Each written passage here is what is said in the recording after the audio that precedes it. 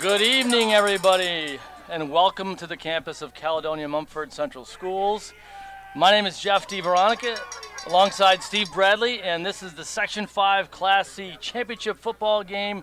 The East Rochester Gananda Bombers against the Haverling Rams, the top seed Steve Bradley against the number 3 seeds, two schools who've developed quite a history against each other, and we are excited for a great ball game. It should be a very good one, Jeff. Both teams have dynamic offenses. East Rochester comes in with a perfect 10-0 record this season as the number 1 seed.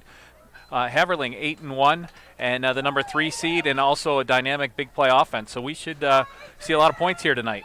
We have the teams coming out for the toss here, and let's go to some of our build-up here this ball game here, some of our graphics. We're going to go with the bracket. Let's see how E.R. Gananda got here, a 46-8 win over Marcus Whitman Bloomfield, and then last week in the semifinals, 28-13 over Letchworth Warsaw Perry. For Haverling, 28-0 over Penn Yan Dundee, and last week in the semis, a tight one over Watkin Park, Steve. Over Leroy, 14-7. Yeah, and the great thing about Class C, Jeff, is there are 12 teams in the bracket, so these teams didn't see each other during the regular season. So the matchups in some of the other classes are rematches. We're seeing something tonight that we haven't seen this season. These two teams did play in the spring, with Haverling coming away with a 30-6 win. But these are two different teams, and they know each other well. It's the 2015 game, the last time Haverling won a Section 5 title. Was over East Rochester Gananda. So that was a shootout, 40-30 in that ball game, and 6 titles in all for Haverling in their history, and I believe it's 4 for East Rochester Gananda. E.R. Gananda has not won a championship since 2012. And let's go up to our next screen. You see what we call it, the tail of the tape. Of course, E.R. Gananda ranked 5th in the state. Haverling ranked 12th. And Steve, the two teams that can score the ball. Yeah, very much so. East Rochester averages 35.1 points a game. They can score both through the air and on the ground, as can Haverling. Points allowed are both 8.6 and under 10. These teams are used to winning by wide margins. And the thing that really stands out to me with East Rochester is the balance, 143 yards through the air and 175 on the ground each game. Let's go to some of our team leaders first for the Haverling Rams. You'll see their quarterback, Justin Yale. He's a junior, over 1,000 yards passing, 12 touchdowns. He's got some really good targets out of the backfield and receiving, Steve. He does, and the number to watch is number 5, A.J. Bratz. He's got 365 rushing yards and 8 touchdowns, 561 receiving yards and 10 touchdowns. And the guy in the middle, the fullback, Kean McCrae, 778 rushing yards and 9 touchdowns. He had 176 yards in that game in March. One of the defensive leaders, Ethan Narby. You see his stats there. And let's tell our audience the type of day Mr. A.J. Bratz has had. He might have had maybe a 10-hour energy before this ball game. He did. He played in the Class B soccer semifinals down in Beekmantown. Haverling with a 7-0 win. East Rochester has won the toss, and his coach Brian Taranjo told us they're taking the ball. Yeah, and we'll tell you about those East Rochester Gananda leaders as we go into the broadcast here. So we're just about set for kickoff here at Hamilton Field, Calmum. Great facility, tremendous. We got a dry night, Steve, and I know there's some concern about precipitation in this ball game, but looks like it's going to be dry, I think. A little bit of a short kick here. One of the upbacks grabs it for East Rochester Gananda. It's got some room. It's a good drive start here for E.R. Gananda, the 37-yard line, and. Here we see. Great start for the ER offense right there, 37-yard line, and they've got explosive playmakers. I think the one guy that everybody should keep their eye on is number 15, Manny Sepulveda. He's got 14 receiving touchdowns this year, and their top runner is number 1, Chauncey Gilbert. He's 17 yards away from the 1,000-yard mark, 983 yards this season. And the way he can run, folks, he could break it in one play and go about 77 yards.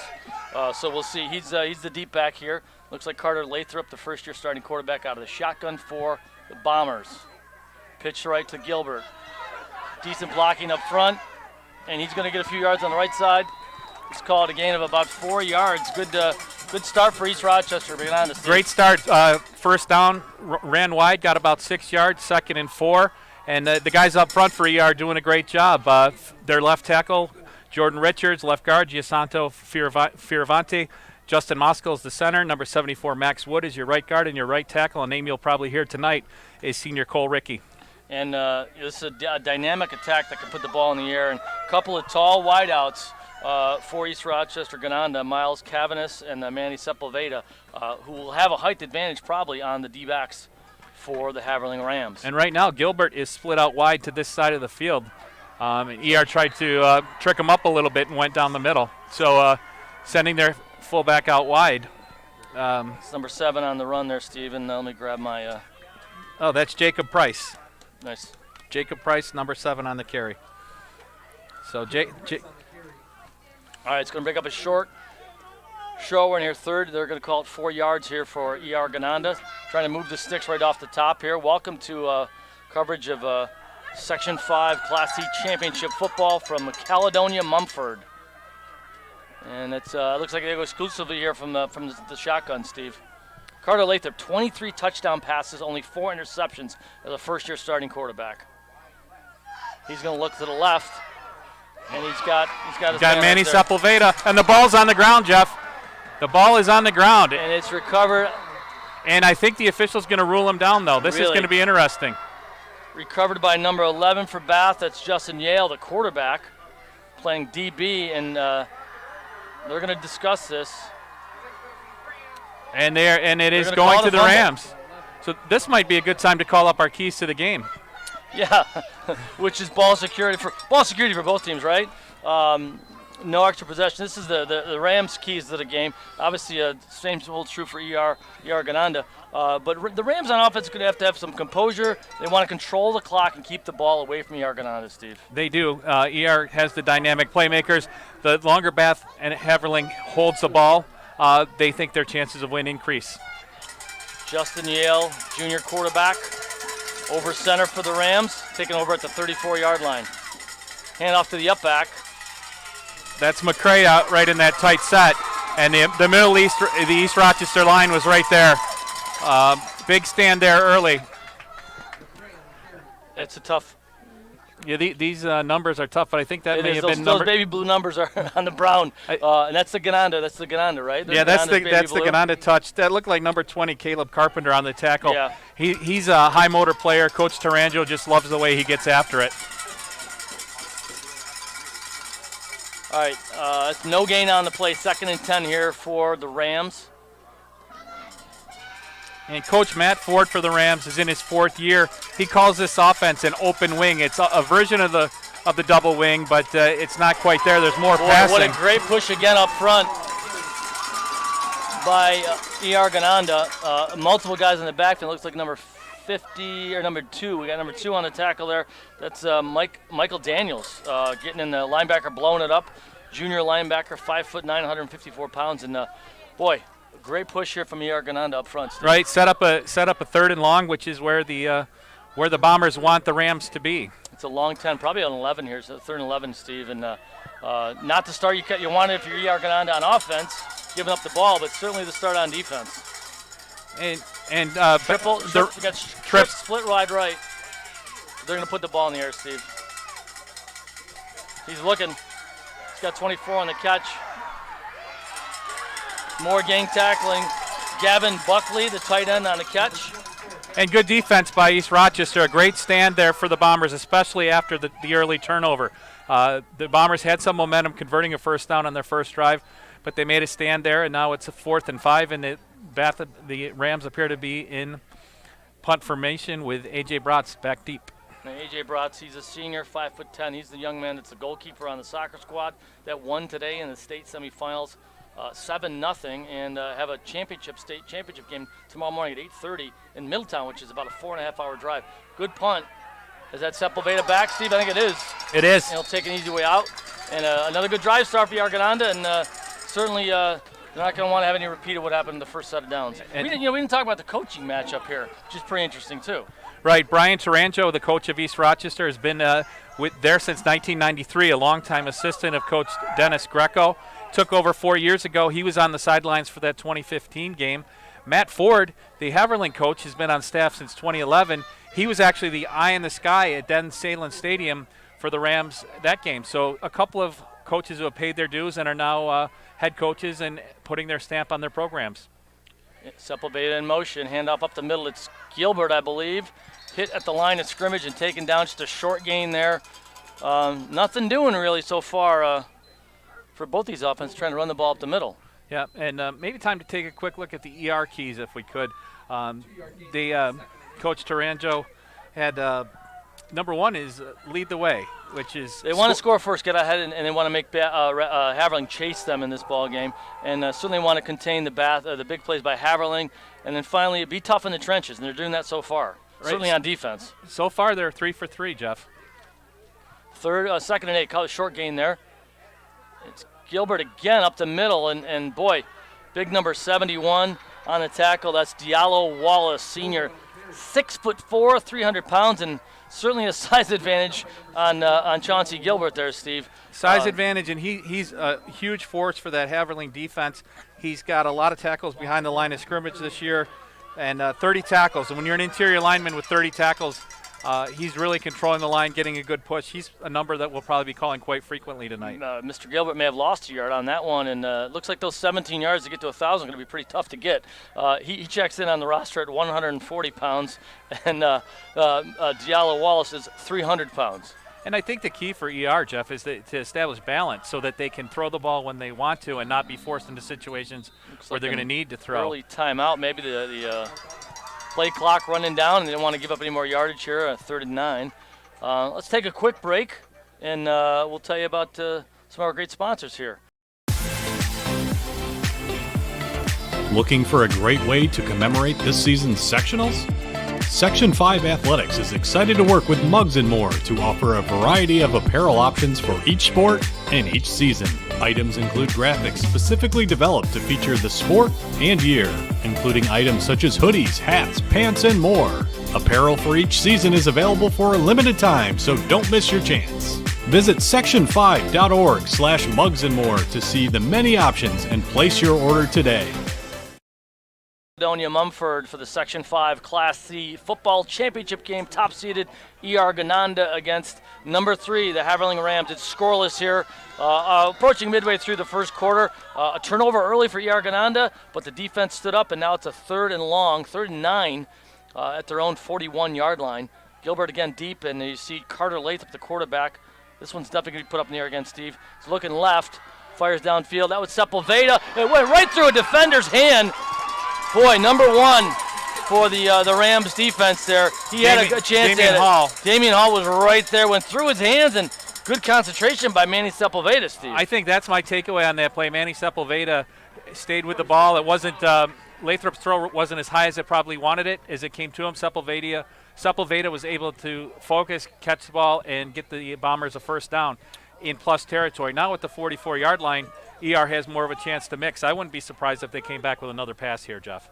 Well, they're certainly opening up and had a little success there, even though that could have been another turnover, Steve, right, in a matter of like 8 plays. A little pitch across. That's now we'll talk about this young man. I think that's the young man that's been was hurt, and now he's back. Adrian Letta, I believe, Steve, was hurt in the second game of the year, a broken clavicle. It's his first game back, and a little pitch there. It's technically a pass play, but I know Coach Taranjo very happy to get him back in the lineup.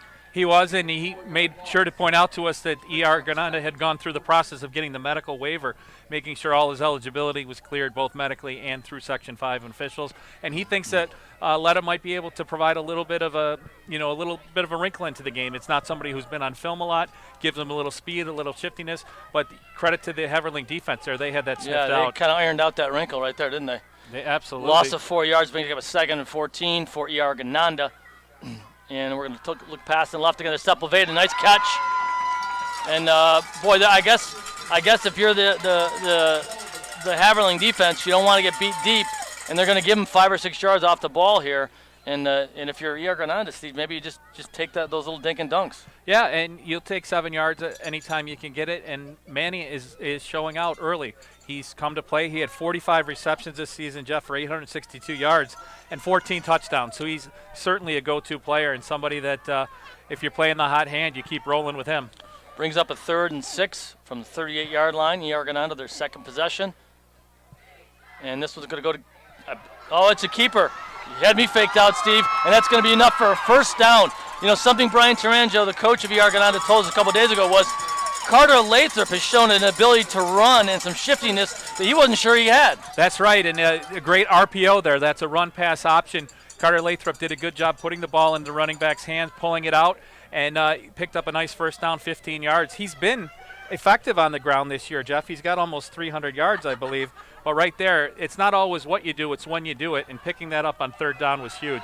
All the way into the 23-yard line of the Rams, and the young man didn't find he was going to be starting quarterback until about September 1st. And he's had a terrific senior season here as a first-year starter. Yeah, he's really hung in there and done a nice job from a leadership standpoint. It looks like Sepulveda's going to throw it, Steve. Well covered deep, and it's intercepted deep in the end zone. Number 5 has A.J. Bratz. A.J. Bratz is having a day already. East Rochester Gananda went into the bag of tricks, and A.J. Bratz came in, made the play from the safety position, hauls in his 4th interception of the season. He had 3 saves today in the state semifinal championship soccer game, and that's a big save right there in the end zone. Well covered. Sepulveda probably shouldn't have put this one in the air, Steve. Yeah, I didn't know that he was a left-handed thrower, and he came to the side of the field. The ball hung up a little bit. The Haverling defense had it well covered, and that's 2 drives and 2 turnovers. So the plus-minus battle going the way of Haverling right now. Touchback, and here we go. The Rams will take over at the 20-yard line. Haverling its second possession after being stopped on downs the first time around. And now looks like Yale is going to go out of the shotgun here for Haverling, Steve. Hand him up the middle. Good running room here. That is Kieran McCrae. Almost a first down. It looks like a solid gain of 8 yards.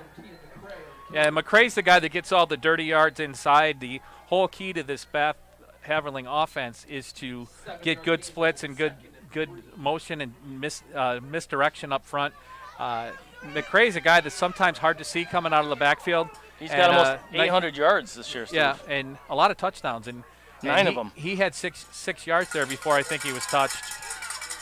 Interesting thing about East Rochester, Jeff, only 7 turnovers all year coming into tonight, 2 on the first 2 drives. That's what we call a nugget, my friend. Well done, Steve. Hand up the middle again. This one's going to be trying to bounce it outside. More good tackling by the Bombers. Looks like 58. That was McCrae again. And 56, I beg your pardon. Yeah, Cole Rickey. And Cole Rickey. Top tackler on the team, yep. Cole Rickey is senior, 6'3", 220, and a long line of Rickeys in this program, Steve. Yeah, his dad, Fred, is actually the defensive coordinator for the Bombers. Played for East Rochester, the Don Quinn teams. His uncle, Matt, was on the first team, one of the first teams Brian Tarango was involved with. His older brother, Hayden, was a 4-year starter. Cole's a 4-year starter. And he was in middle school, Jeff. He was down on the sidelines as bomber man with the cheerleaders. You got them all out right there. 3rd and 2 for Haverling. Hand up the middle. That's going to be enough for a first down. Good tough running there.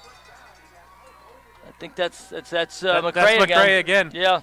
And if you're Haverling, you live with that all day long. You take 3 plays, take some time, and grind out 10 yards and live to snap the ball on 1st and 10 here again. And if they can do this 3 or 4 times, they'll be well into our Gananda territory. Well, the boys up front for Haverling came to play here in the second drive. They were getting overmatched up front early on, but some good tough running and a first down for Haverling out to the 33-yard line. We got trips split out wide right again, Steve Bradley. Out of the shotgun is Justin Yale. Hand up the middle again, and I think it's McCrae again, and if it ain't broke. Yeah, that was actually number 1, Damian Hall, Jeff. And Hall has missed like 3.5 games this season. And he's back, and kind of like Letta from the East Rochester perspective, he's somebody that hasn't been on film a lot and might be able to provide that extra jump start for his team here now that we're in the sectional final. 3 yards on the carry, and I don't think you put the ball up if you keep having success on the ground. Well, one of the things that this open wing does is you beat your opponent with the run, continue to do that, and then if the defensive backs start peeking into the backfield, that's where you look to go over the top and spring somebody like A.J. Bratz. There he is again, Hall again. We got a flag on the play. Drag down on the left side. There is a flag on the play. Like maybe Hunter Grow on the tackle there for ER. I know Cole Rickey came the up Bombers excited. are clapping, Steve. Looks like maybe a hold. No, we got a legal procedure on the Rams. So a Back 'em pre-snap up. penalty will back them up. That's the first flag here tonight. And discipline is key for both of these teams because they can't afford to have those kind of setbacks. It's going to bring up 2nd and 12 now. want to thank the folks here at Caledonia-Mumford for hosting us for this broadcast. Like I said, beautiful facility and great night. Looks like any sort of precipitation will hold off till after the game, as long as we don't have like a 6 overtime game, Steve. For sure, and actually East Rochester Gananda declined that penalty, so it'll be 3rd down. So interesting, 3rd and 7. They didn't want to go 2nd and 12. That must mean that Coach Tarangelo likes the way that his defense is playing, and that he's got confidence in his guys to get off the field here. All right, here we go again. Big 3rd down play. Little swing pass out to the left. That's to Bratz. Bratz turns a corner, and he's tripped up on the far side. Tough to catch the number. Looked like he was pushed out by number 51. That's 51 is Jordan Richards, junior linebacker. Good lateral pursuit for the Bombers there to get Bratz. Tripped him up and got him out of bounds, and they'll be short of a 1st down. And it's going to bring up a 4th down. And number 9, Jeremy Blanchard, also in on that play too, helping force Bratz out wide.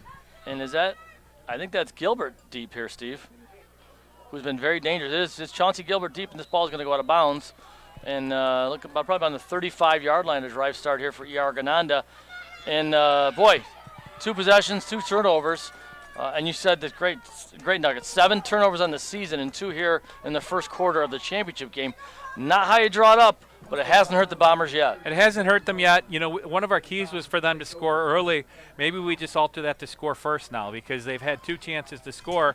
Or just not turn the ball over. Right. Well, that's always important. But they have shown an ability to move the ball, so the offense should be confident. Now it's just the attention to detail to keep it. Through the air, though, we're talking about a backer, Chauncey Gilbert, with almost 1,000 yards. He hasn't really been able to get free at all. Well, Coach Tarangelo told us that he thinks in order to be successful, you have to do both. Here's Gilbert. They certainly can do it with the air, so maybe the pass can help set up the run. Gain of about 3. They're up the middle, and let's say about some of those big guys in the line there for East Rochester Gananda. Jordan Richards. Giacinto Fioravante, you got it, left Steve. guard. Justin Moskal, Max Wood, Cole Ricky. Great job up front all season long. They're going to be needed here in this ball game to give Cole Carter Lathrop some time to pass. And they've done that so far. And they come out with the 2 wide receivers to our side of the field, Jeff. Sepulveda and is that Cavanis? And look, he's looking this way, and it's batted down up front. Looks like maybe 71. Big 71 there on defense. Wallace. Diallo Wallace, always making his presence known. And I think he's the tallest guy on that line. 6'1", Hode Adams up front. I beg your pardon. We've got Cameron Seeger up front. He's 6 foot. Austin Thoris, 5'8", D tackle. Diallo Wallace right there, and then William Clark. He's right. a 5'9" junior. Bath plays an odd man front, so they really have the 3 in the middle, and then they move their defensive ends around a little bit. One of their top tackles is what they call their monster position, and that's Ethan Norby, number 21. 3rd and 6. Lathrop out of the shotgun. Gilbert, he's the deep back again. You're going to pass. And not great time, and there's a sack. 57. 57 and 50. Brock Brazy. Brock Brazy, he's a wrestler, and he's got... we call that guy the Killer Bees. The Killer Bees, B&B. 57 and 50. They actually share the position. He's there with William Clark. William Clark has 10 sacks this season, so that's 10.5 for him. Great pressure there by Haverling, and that might do it almost for the quarter, Jeff. Yeah, I think they're gonna. Yeah, we're gonna. I don't know, they're lining up. They're not gonna snap this ball, right? Okay. Just a little tricky formation. I guess. Let's see what happens. I'm intrigued. And that's it. End of the first quarter. Okay. So no points on the board, but a lot of action, Steve Bradley. Let's take another break here. You're watching Section 5 Class C Championship Football right here on Varsity Media and the Section 5 YouTube channel. Sargiulo over the middle. He's got a man. It's complete. Ciolino. See you later. Going long. Wide open. Perazzi. He gets it. Perazzi. Foot raise. 10, 5.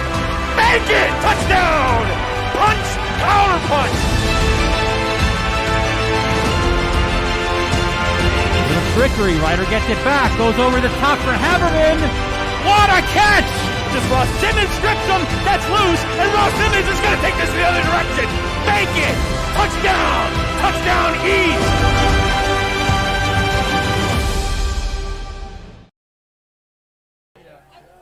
Welcome back to Caledonia-Mumford Central Schools. My name's Jeff DeVeronica, alongside Steve Bradley, our color commentator here for the Section 5 Class C championship football game between the top-seeded Gananda Bombers, who are back to punt right now. It is scoreless, and the Haverling Rams, the number 3 seeds, rematch at the 2015 title game, won 40-30 by the Rams, and I can't see a game being that high scoring at this point. 0-0 to the first quarter, and that's a punt off the side of the foot of Sepulveda, and boy, not very long and a bad bounce, and that's great about field position for the Rams. About a net gain of about 3 or 4 yards on that punt, Steve. Yep, that's going to give Haverling a great start here.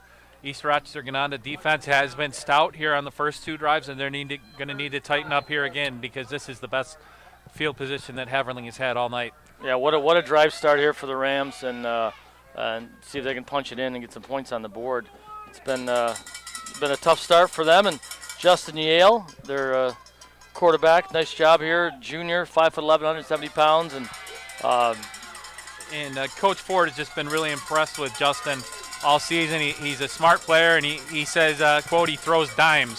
So his accuracy is often on that's point. A.J. Bratz in motion. Handoff up the middle again. That's McCray.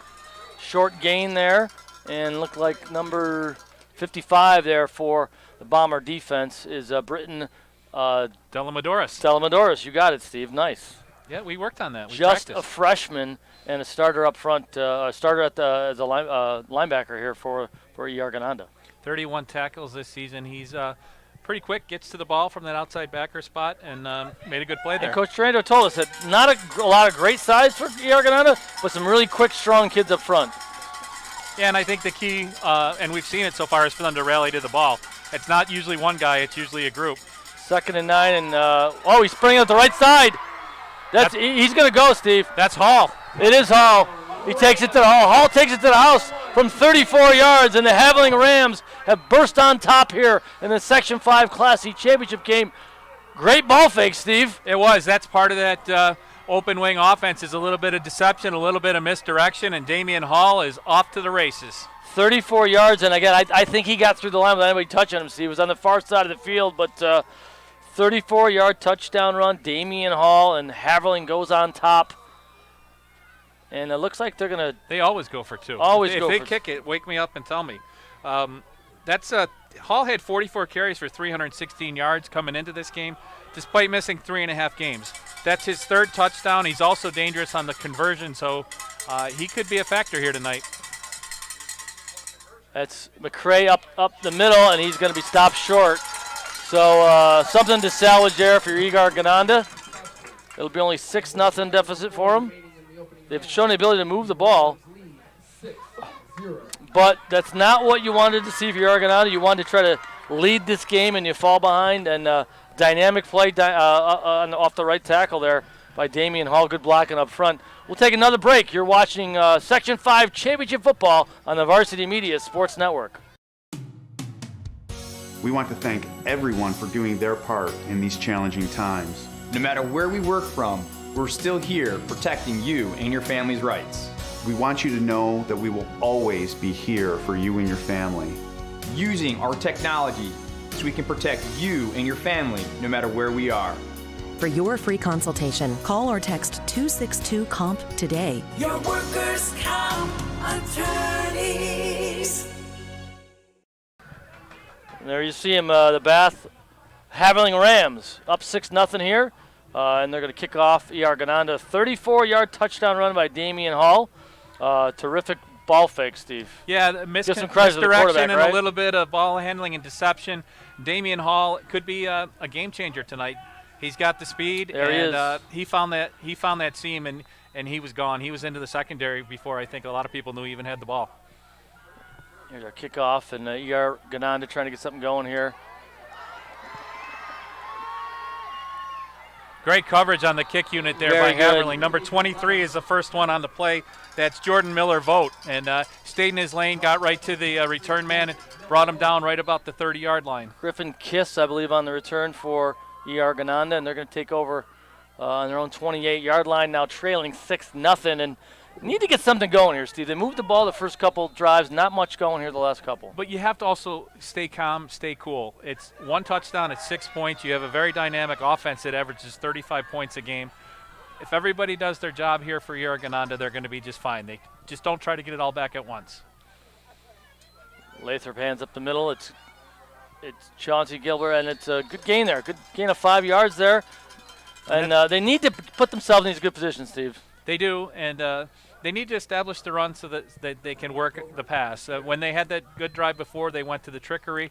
Brock Brazy on the tackle there. Yep, Brock Brazy. And Brock Brazy, a nice note about him, Jeff, is that he's a wrestler, and Coach Ford told me that he has the highest threshold of pain of any athlete he's ever coached, and that he's the kind of he'll run through a brick wall and smile. 2nd and 7 here for Gananda. Own 31-yard line. Long count here. He's looking left. Lathrop heaves it up. It's Cavanis there, a little over his shoulder. Well covered. It was actually Gilbert out of the backfield. I beg your pardon, Steve. So ball seemed to hang up there a little bit, Jeff, and tried to make the adjustment. Gananda trying to go for that balanced attack. Now they're going to have a 3rd and 8, and I do think it's key that they convert here, because getting down by 2 scores would make this an uphill battle for them. Well, another punt. The last punt didn't go very well, so we'll see what they got. They got trips out left. I believe that's Gilbert out left, Sepulveda out left. Lathrop, of course, he's going to look right where the trips were. And it's Sepulveda. He's got it. Good look. Great gain. He knew exactly where he was going. Did not need to check down on that. Manny Sepulveda on the catch. Sizable gain. And once Manny got up, he was doing the feed me, let me eat, and that's his 4th catch so far tonight. He's been a tough cover. Haverling knew coming in that he would be a tough cover, and so far he's made 4 catches, and that had to be right there. He wasn't wide open by any means. Yeah, that's a great throw into a tight window by Lathrop too, and those guys needed to step up and make a play to keep Gananda moving, and they did it. Psychologically, that was huge to get a first down. And the ball's on the other side of the field again. They can see we can get something going. Sepulveda split out wide right. I believe that's Cavanis also wide right, Steve. It is. Sepulveda in motion, and that's the up back. That is Letta, I believe, Steve. Is it Letta? It is. It is Adrian Letta. And a little bit of a page out of the Haverling book there, with a little bit of motion and a little bit of deception, and probably the best game that East Rochester Gananda's had on the ground so far tonight. Yeah, it's about a 6-yard gain. They're going to call it 2nd and 5, actually. But the good thing about that play is that the hole was there. The line was actually able to move the Haverling defense and create a seam for the runner. Spreading things out again. That's Gilbert deep. Lathrop now the handoff to Gilbert. Oh, no, it's a keeper. It's Lathrop on the left side again. He's got some running room, picking his spot, showing some vision, and a good run there. Yeah, Carter Lathrop, that's the 2nd time we've seen him keep the ball on the RPO. Both times he's been able to convert the first down. Moving to his left and gain of about 15 yards there, Stephen. Moving it almost inside the red zone. On the tackle there, Gavin Buckley by Haverling. Great patience by Lathrop, just waiting for things to develop. Great patience by Lathrop. And good blocking. Good decision. And if you're Haverling, you've got to read your keys and know that the quarterback has kept the ball twice for first downs, and that's an adjustment that I'm sure the defense will try to make. Pretty good answer so far by Gananda, but you got to come away with something here. You can't come away with 0 after the 2 turnovers early in this ball game and trailing 6-0. That's a long snap count here, and he's going to pass. He's going to put it up. It's a jump ball, Steven. That's trouble. Oh, it's a catch. No, the ball's out. Oh, it is out. Yale on the pass breakup. They were looking for Letta again down by the goal line. And also, Justin Yale on the pass breakup. It looked like also number 23. That's Jordan Miller-Vogt. Miller-Vogt. That was well covered, and that was a very dangerous throw, Steve Bradley. It was. The ball seemed to hang up there a little bit, and everybody was able to converge on it. Letta made a great effort, too. Sometimes the receiver turns into almost a defender on that play just to make sure that if he doesn't catch it, nobody else Adrian does. Letta, all 5'6" of them, he needed every bit of that. It wasn't a jump ball to your big receivers. That was to the little guy. I think you're kind of fortunate if you are Gananda getting out of that without a turnover. First down, sometimes you got to take a shot. 2nd and 10 now. In motion, and we got another. That's Gilbert up in the backfield. Some tough running and brought down by one of the linebackers, looks like, for Haverling. We got a D-tackle. It's Diallo Wallace again, big number 71. Well done. Yes, well done. Also 65, Cameron Sager there. But also, you know, if you're East Rochester Gananda, I think you're in 4-down territory now. You got half of it there. Now you have 2 plays to get 5 yards and keep the drive going. 3rd and 6, they're going to call it, Steve. Approaching the midway point of the first quarter, 6-0 Haverling Rams on a 34-yard touchdown run by Damian Hall and E.R. Gananda trying to answer back here after those 2 early turnovers. Got a wide spread here, Steve. We got a timeout by E.R. Gananda. They want to talk this one over. It's a big play. It is a big play, and we'll talk about more after the break. You're watching the Varsity Media Sports Network. Coming into Lattimore on a daily basis is the highlight of my day. You know, we'll have patients coming in. As soon as they hit the physical therapist, we introduce ourselves, and you know, we bring them back, and you see a whole bunch of patients who are in pain, laughing and smiling and having a great time. And almost for that 1 hour that they're with us in PT, they're forgetting about all their problems. When you're lost with pain, reducing your quality of life, and then somebody there says, "I can help you," there's no better feeling than that. Pittsford Pub and Grill is open for lunch and dinner 7 days a week. Located at 60 North Main Street in Pittsford, you can dine in or use our convenient curbside pickup option. Our 15 TVs offer plenty of entertainment, including a variety of sporting events. We offer daily specials and a great Friday night fish fry. You can also contact us to book your holiday. We're back. Big 3rd down play here for E.R. Gananda. 3rd and 6. Trailing 6-0. Watch for Manny Sepulveda in the slot here, Jeff. They've gone to him 4 times already. He's looking that way. You call it. Wow, they're going to go over the top this time, Steve. Over his left shoulder. A bending ball over left shoulder and an incomplete. Jordan Miller Vogt with the defense there. Great play by him to break up that play. Actually, a good throw where only his guy could get it, but just couldn't haul it in. And you got to go for it, right, Steve? You do, and you think that, as I mentioned, Manny Sepulveda had 4 catches, and they'd gone to him the previous 3rd downs. It was one of those things where they probably thought the coverage was shifting Manny's way, so they went to 6 instead of 15. Now they, you know, I think you got to look out for that RPO from Lathrop here. You think? Maybe how about a little draw play? Quarterback draw, or? We'll see in a matter of seconds. Yeah, we do. We've got our play caller hats on. It's really not up to us. Either way, it's a big deal here. You got Gilbert split wide left. Sepulveda out to the right here in the slot. And that's Carter Lathrop barking out the signals again. He's going to look right Sepulveda's way, throws it up. And this one is going to be caught by Manny. I believe it was Manny Sepulveda. Oh, he's called a no catch. Waved it off. Manny Sepulveda is pleading his case. And it's going to be Haverling ball. Wow, that's a tough one right there. Sepulveda on the corner route there. He had his man beat. He had an angle, and he was waiting for the ball a little bit. He did have it, but the official ruled that he did not complete the catch. See, I'm looking at the tree, and you look at the flag. The ball, they're throwing into the wind. That makes a lot of sense as to why these balls are hanging up for Carter Lathrop. And, boy, he thought he had the catch. It looked pretty good from here. But you know what? The referee was right there, and E.R. Gananda turns that one over on downs, and Haverling will take over on their own 18-yard line. You hear the displeasure there from the E.R. Gananda faithful here. And they are hardy. They're here out strong here south of Rochester. But the plus side, that was a very positive drive. They drove from deep in their own territory down the field. The offense has moved the ball. They just need to find a way to finish. Yale on the keeper here. I beg your pardon. That's looks like A.J. Bratz on the carry, Steve. He took the snap. I believe it was. He's done that a few times this year. He has 42 carries for 365 yards and 8 touchdowns. That's one of those things where Hunter Grow on the tackle for the Bombers. You want to get the ball in the hands of your best playmakers, and A.J. Bratz is one of the best athletes in Section 5 Class C. He's a standout in baseball. He's a standout in soccer. He's a standout in football. One of the best athletes in Section 5. Absolutely. And anytime the ball is in his hands, good things can happen. Now this turns into a big defensive stand here, too, for Gananda. You want to keep the Haverling Rams pinned down here and not give them any field position. And now we've got some whistles, and we got a timeout, another timeout by Gananda.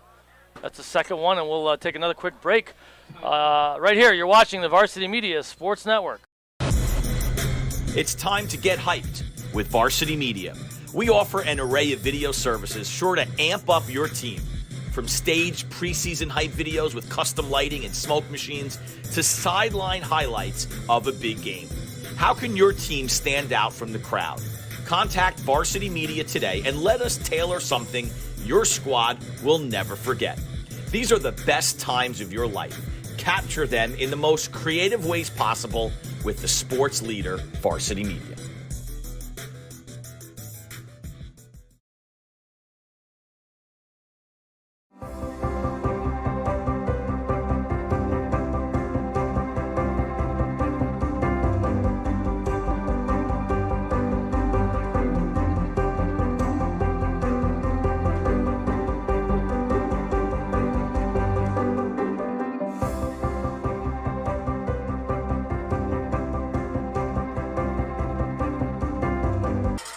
Welcome back to the Section 5 Class C Football Championship game. Haverling Rams leading 6-0 over the Gananda Bombers, and they're going to put it up. Low throw, misses A.J. Bratz there, and well covered by the Bombers there. It's double nickel, 55 on the defense for Gananda. That's our guy, Britton Delamadoris. And number 2 is Michael Daniels on the outside linebacker. So Daniels is their second leading tackler. He's one of those guys that's always around the ball, big playmaker. And a huge third down here, Jeff. Brings up a 3rd and 9 now for the Haverling Rams. And, Gananda drove it deep into the territory, thought they had a touchdown or at least the ball near the goal line when that means Sepulveda. And now the defense trying to make a big stand here and force a punt and try to give themselves a good drive start and try to maybe get something going before the end of the half. And I think so far the defenses are the story of the day. Absolutely. A little look left, look right. He's going to throw it, and that's well defended. That's number 27 on the catch, Steve. That was McCray on the catch, and there was a swarm of Bomber defenders. Hunter Groh, who's the fullback and middle linebacker, right there, and that's great discipline, great defense by East Rochester Gananda. A lot of times that screenplay can suck in the defense, and you got a lot of green in front of you. So that looked like that was sniffed out, and looked like something they might have talked about. They may have seen that on film. Yeah. So that's going to be a 4th and 9 now, and Bratz will go back deep to punt at about the 5-6 yard line here. And Gilbert, you got 2 deep backs here for Gananda. Gilbert, and I can't tell who's on that far side. And looks like this is going to be, they're going to let it go. That's Sepulveda on the far side. And that's a great punt. It is a very good punt. Wow. That's a great punt. And downfield coverage by Ethan Narby, one of the top players defensively for Haverling. Gets down there and covers that punt. Boy. As Bratz was dropping back there, I'm thinking, I wonder how many goal kicks he had today or how many punts he made in net. And Great then punt he really connected on that. That's a net of about 40 yards. And again, you look at that flag, Steve. That flag is whipping. That punt was with the wind. So we'll see. This will turn over in the second half. Gananda will have the wind at their back. And Manny Sepulveda is a very dangerous return man. So just the fact that he didn't pick up the ball and gain any extra yardage was huge for Haverling there. Own 41 yard line here, Gananda. That's Gilbert up the middle. And the ball's out. It's out again? My goodness, and that's recovered right there. 51 was Johnny on the spot. That's number 51 is Jordan Richards, the junior tackle. Wow. Really saved East Rochester Gananda there. Could have been disastrous for Gananda. Put the ball on the carpet once again. They've already turned the ball over twice, once by fumble, once by interception. Trailing 6-0. You don't want to give Haverling another good drive start deep in territory. And the Haverling defense has come away with 2 turnovers and a key 4th down stop. And the East Rochester defense has done a great job too. The only drive that they were allowed points on was a short field. This might be Carter Lathrop's game here, Steve. Deep and looking over the left side, and it's hauled in and caught. What a great grab. Awesome route, and that's number 6, Miles Cavanis. What a great pass and a better catch by Miles Cavanis. Another one of those tough wideouts for Gananda. And that play was coming right toward us with the ball in the air, and you just saw Cavanis close on the ball, extend his hands, and bring it into him. Sepulveda, rightfully so, gets a ton of attention, but I know that the Haverling coaches are very aware of Cavanis too. He's a player that has 6 touchdown catches this year, 18 catches for 304 yards. Just under 5 minutes to go in the first half. Haverling leading 6-0, powered by that 34-yard Damian Hall touchdown run.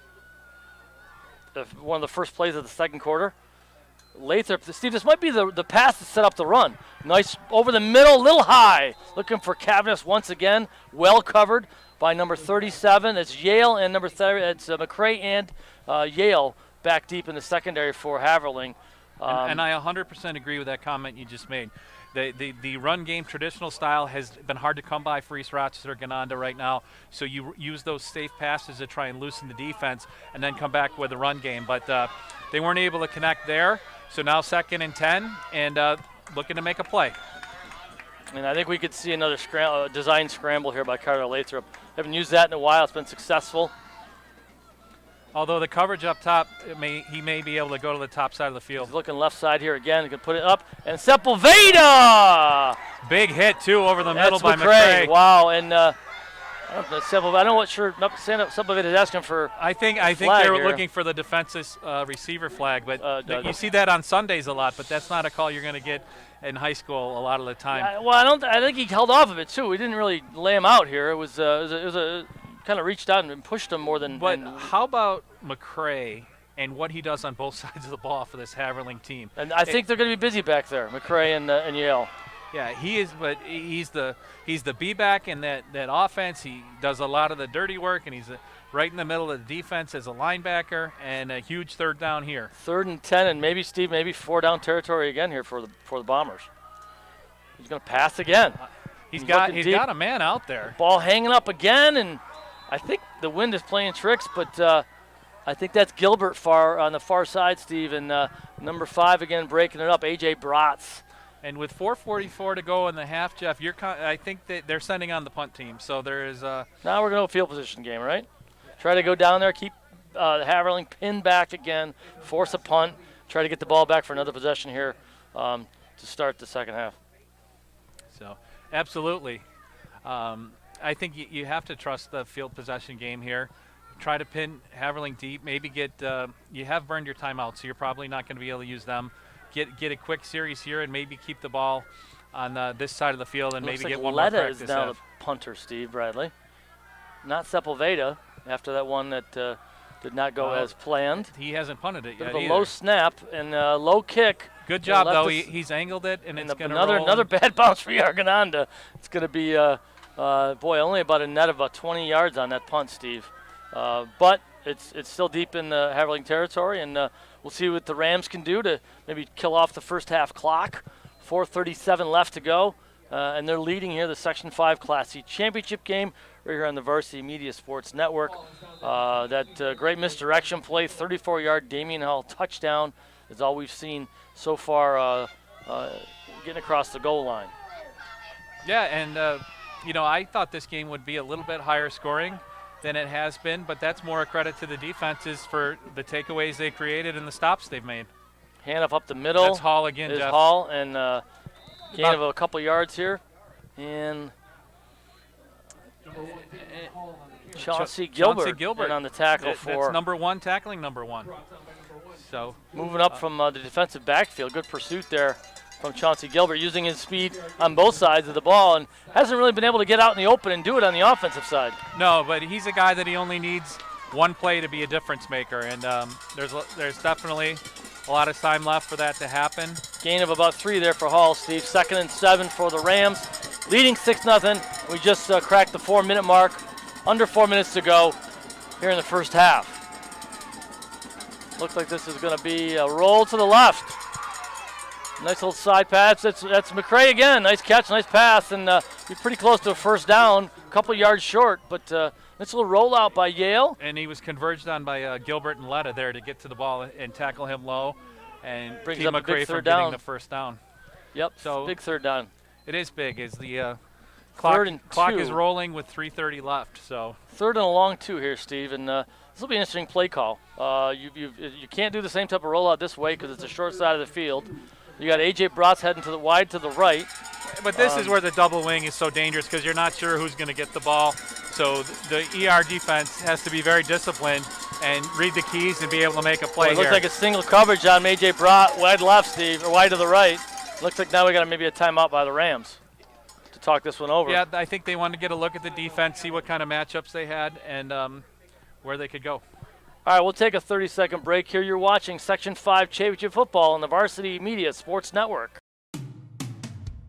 We want to thank everyone for doing their part in these challenging times. No matter where we work from, we're still here protecting you and your family's rights. We want you to know that we will always be here for you and your family. Using our technology so we can protect you and your family no matter where we are. For your free consultation, call or text 262-COMP today. Your workers' comp attorneys.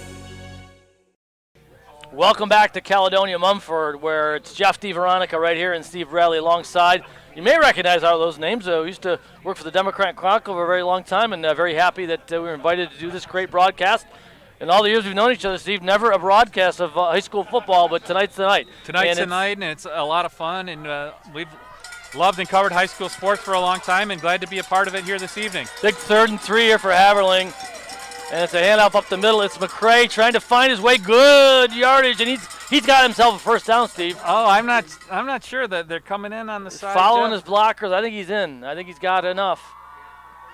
And yeah, they're moving the chains. Big first down, and that really puts them in control here with just under 3 minutes left to go here in the first half, and Haverling a big 3rd down conversion there. Tough running up front. Yeah, great job by the offensive line, and that's what McCray does. He's more your meat and potatoes kind of runner in the middle of the field. If you're Matt Ford, do you put the ball in the air, or are you trying to just try to kill off this half, Steve? I think you keep it on the ground. But yeah, well, guess not. Oh, and the ball's tipped. Looking for 33, goes through his hands. That's Gavin Price, the freshman tight end, who's had such a great freshman year.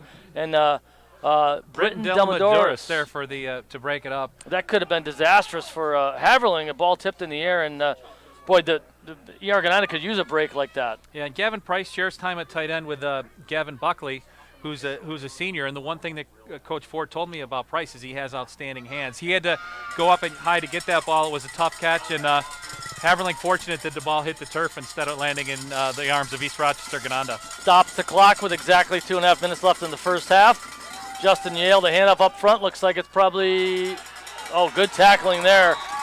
Check the number on the runner there. I'm not sure if that was someone we've seen. Was that number 7? That was McCray.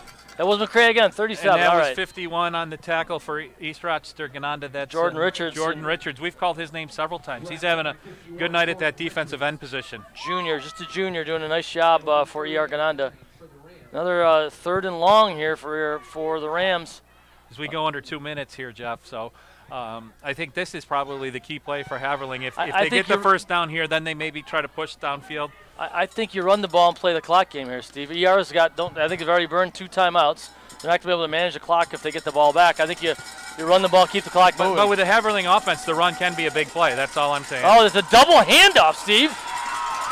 McCray, it didn't go anywhere, but pretty tricky. McCray handed it off to Hall, and it didn't. And nothing doing. Cole Rickey, top tackler, big play. You didn't fool him. He was in the middle, shed his blocker, and was right there to blow the whole play up. So now that's something you don't see every day.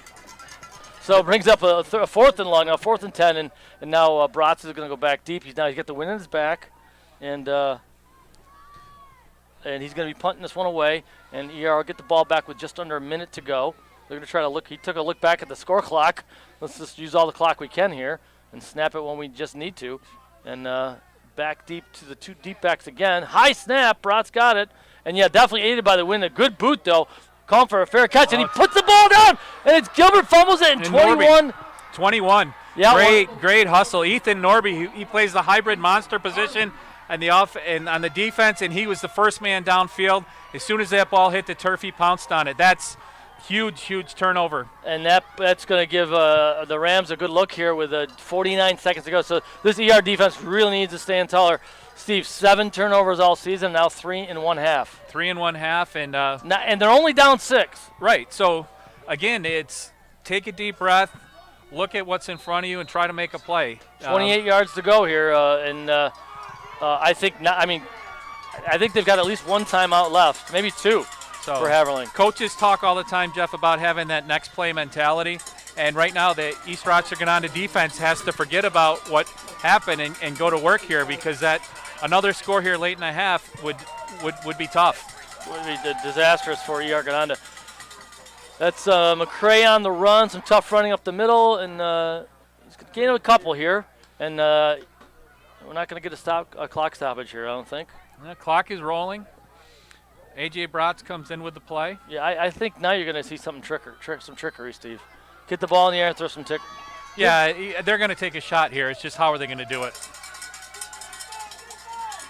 All right. Haverling up 6. There's McCray in motion. Yale looking left, and we got flags and whistles, and we're going to stop the play. Looks like, illegal procedure this time on Haverling twice, and that'll stop the clock with 18 seconds left. And see that at the bottom of your to this point, screen? Jeff, a really clean game. That's only the second penalty of the first half, both for five-yarders. So these teams are disciplined. And the last one was declined. Well. Yeah. They're going to step this one off, though, and move it back to the 29-yard line. And you really just need that 2 stops here. You get out of this for ER Gananda. And but you know, at this point, I think, no, AJ brought signals for a timeout for Haverling. And we're going to take maybe a break out of maybe that they were going to timeout. start that clock, I think, Steve. That's why we called that timeout. All right, 6-0, 18 seconds left here in the first half, 12 seconds, I believe. You're watching the Varsity Media Sports Network. If you're interested in staying involved with the sports you've enjoyed over the years, we may have an opportunity for you. Section 5 Athletics is currently looking for officials for several sports. Serving as a Section 5 official provides a great way to stay active, contribute to the sports you love, and earn money while making your own schedule. Visit section5.org/officials for more information and to express your interest. Arjulo over the middle. He's got a man. It's complete. Ciolino. See you later. Going long. Wide open. Perazzi. He gets it. We're back at Calmum, 2nd and 11 for the Haverling Rams. 12 seconds to go after the ER fumbled on the punt. And Haverling's going to probably have to put this ball in the air, Steve, because you really can't stop the clock any other way. And that's Yale looking and throwing it deep up the right side. This could be picked. Or, no, it's incomplete. Wow. It's on the turf. He was going for A.J. Bratz at the goal line. Yeah, Bratz, and we got 5 seconds to go. And he's looking for number 5 right there, and broken up. And they got one more shot at it. Yeah, Haverling took a shot. ER had it well defended. Now you just defend the goal line, right? I think so. AJ Bratz has a strong leg, but I don't think this is a field goal time at all. I think you take a shot at the end zone and maybe hope for a score or maybe a penalty. Maybe so you a flag. Get that untimed down to end the half. Get a flag there. But if they can escape this play, you have to feel so fortunate if you're ER Gananda that after 3 turnovers, you're only trailing 6-0. 3 turnovers in a red zone stop too. And we'll take another quick break. You're watching the Section 5 Class C Football Championship game on the Varsity Media Sports Network. Looking for a great way to commemorate this season's sectionals?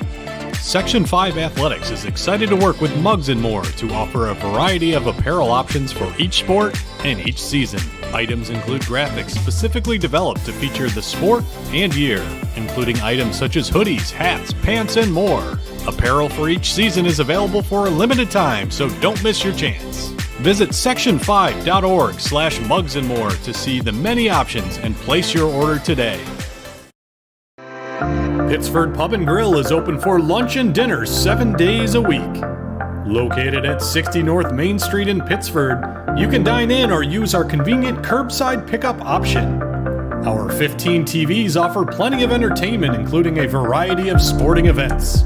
We offer daily specials and a great Friday night fish fry. You can also contact us to book your holiday party now. Check us out at thepittsfordpub.com. 5 seconds left in the half. 1 play left for Bath Haverling. leading the Class C football championship game 6-0. In motion is A.J. Bratz. It's going to be a pitch on the pass, Steve. Yep. A.J. Bratz looking deep, pursued, and he's going to get dragged Ball's down. The out. ball is loose, and it's going to be covered, and that's going to probably end the half. But they did try some trickery, and it's recovered. I'm tough to make out that number, 55. Double nickel for. No, 56. Beg your pardon. And it's Ricky. Yeah, Cole Ricky. Cole Ricky, I beg your pardon. He's been there all night. He was there on the last play of the half. Johnny on the spot, and that'll take us to halftime. And I guess that's technically a turnover for the Haverling Rams. It is. So 3-1 in the turnover battle. And for what we thought was going to be a high-scoring game, Jeff, has turned into a defensive struggle. And great second half coming up. Can't wait to see how this one flushes out. 6-0 Haverling in the Class C football championship game over ER Gananda. You're watching the Varsity Media Sports Network. It's time to get hyped with Varsity Media. We offer an array of video services sure to amp up your team. From staged preseason hype videos with custom lighting and smoke machines to sideline highlights of a big game. How can your team stand out from the crowd? Contact Varsity Media today and let us tailor something your squad will never forget. These are the best times of your life. Capture them in the most creative ways possible with the sports leader, Varsity Media.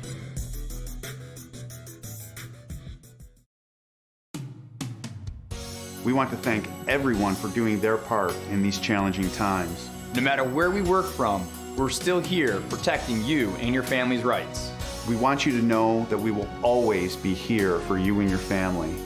Using our technology so we can protect you and your family no matter where we are. For your free consultation, call or text 262-COMP today. Your workers' comp attorneys.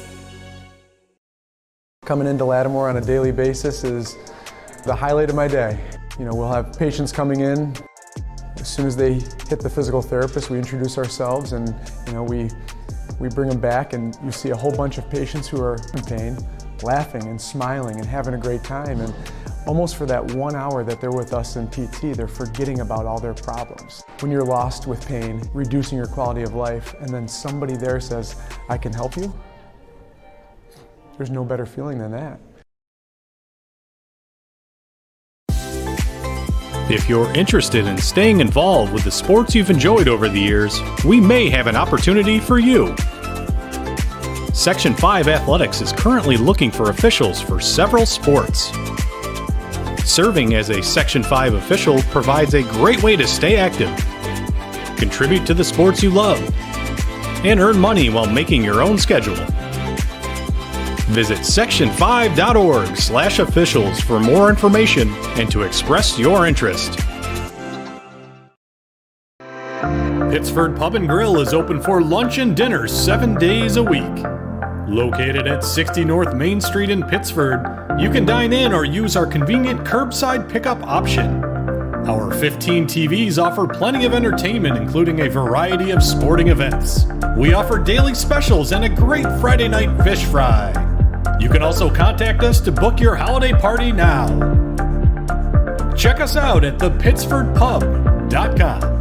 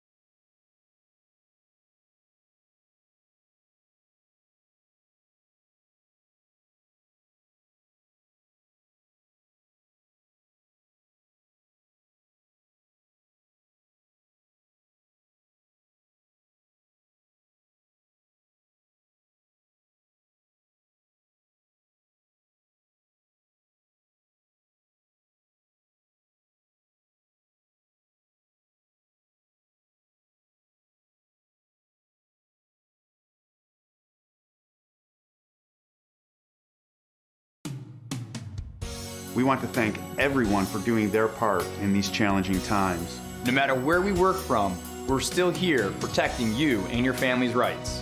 We want you to know that we will always be here for you and your family. Using our technology so we can protect you and your family no matter where we are. For your free consultation, call or text 262-COMP today. Your workers' comp attorneys. Coming into Lattimore on a daily basis is the highlight of my day. We'll have patients coming in. As soon as they hit the physical therapist, we introduce ourselves and we bring them back, and you see a whole bunch of patients who are in pain, laughing and smiling and having a great time. And almost for that 1 hour that they're with us in PT, they're forgetting about all their problems. When you're lost with pain, reducing your quality of life, and then somebody there says, "I can help you," there's no better feeling than that.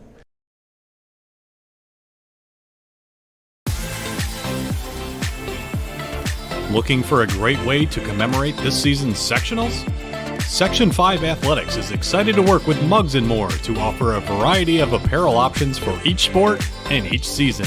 Items include graphics specifically developed to feature the sport and year, including items such as hoodies, hats, pants, and more. Apparel for each season is available for a limited time, so don't miss your chance. Visit section5.org/Muggs & More to see the many options and place your order today. Pittsford Pub and Grill is open for lunch and dinner 7 days a week. Located at 60 North Main Street in Pittsford, you can dine in or use our convenient curbside pickup option. Our 15 TVs offer plenty of entertainment, including a variety of sporting events. We offer daily specials and a great Friday night fish fry. You can also contact us to book your holiday party now. Check us out at thepittsfordpub.com.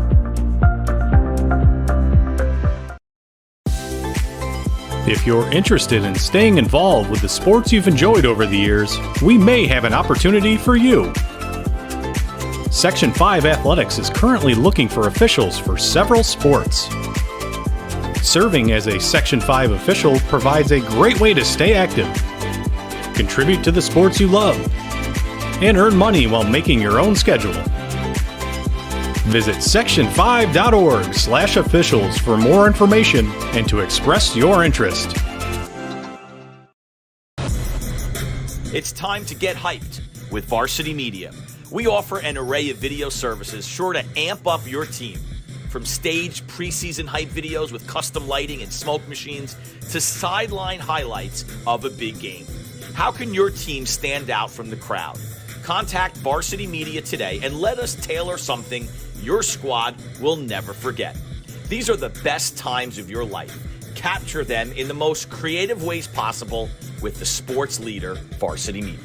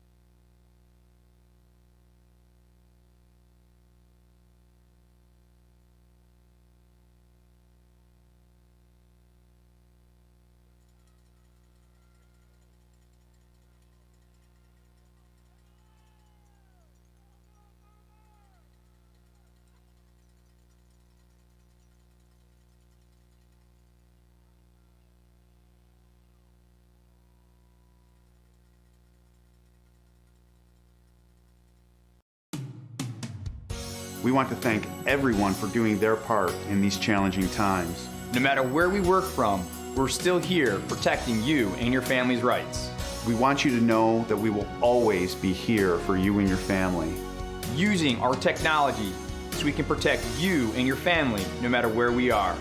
For your free consultation, call or text 262-COMP today. Your workers' comp attorneys. If you're interested in staying involved with the sports you've enjoyed over the years, we may have an opportunity for you.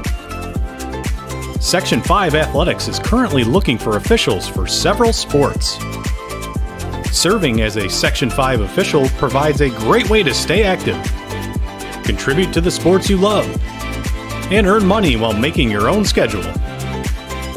Visit section5.org/officials for more information and to express your interest.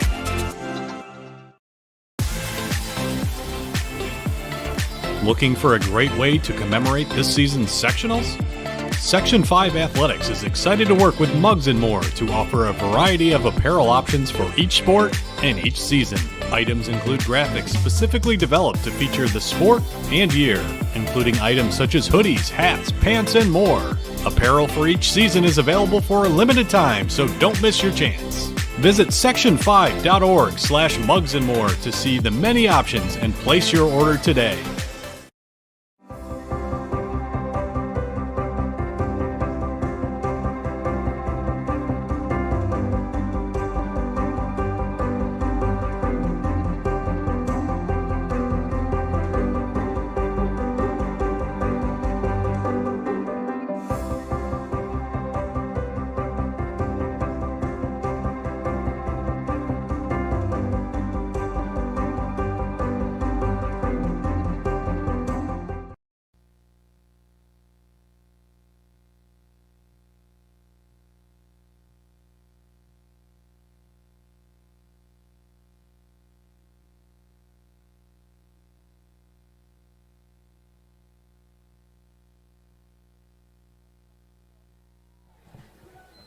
Welcome back to Caledonia-Mumford. Jeff D. Veronica and Steve Bradley on the call. The Section 5 Class C football championship game. The Haverling Rams, third seeded and leading here, heading into the second half. The top seeded ER Gananda Bombers. Steve Bradley, we thought this could be a high-scoring affair. We were wrong, but to this point, if you're each coach now, Coach Taranjo from East Rochester Gananda, how do you feel? What are you telling your team at halftime? Well, I feel okay. I'm not happy about the 3 first-half turnovers, but he and the Bombers have to have a next-play mentality.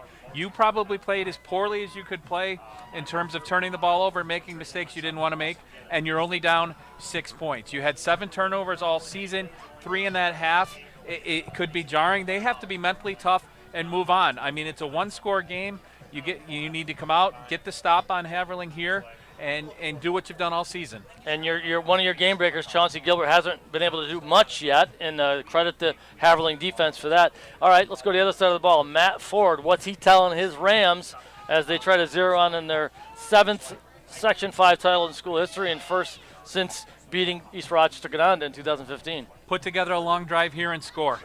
Shorten the game. Haverling comes out here, able to control the clock, pick up 3-4 yards at a time, grind off 5 or 6 minutes of the third quarter, be up by 12 or 14 to nothing, and then the pressure really shifts, and East Rochester has to score from that point moving forward. You know, we talked about earlier in the game, the pregame, really briefly about how much these teams score the ball. 35 points per game for ER Gananda and just almost 31 a game for the Rams. But look at the defense, Steve. The defenses in this game are certainly standing up. The takeaways for the Rams and some of the big stops on 3rd and 4th down. Absolutely, and the one player on the line, the defensive tackle, Diallo Wallace, he's 6'4", 300 pounds. He was a player to look at. He came in as big as advertised, and he stood up and really led the way along with number 37, Kean McCrae. And Haverling's going to get the ball to start the third quarter, and on the kickoff for ER Gananda is going to be Manny Sepulveda, who does a lot of their specialty work. Or who hardly comes off the field at all. Right, well, he's a busy young man. And there's a boot. It's a low liner, and it's going to go. It is going to go out of bounds right at the 15-yard line there. So it's a excuse me penalty there. Only I believe our third penalty of the game, Steve. So it's been a pretty clean game, very clean.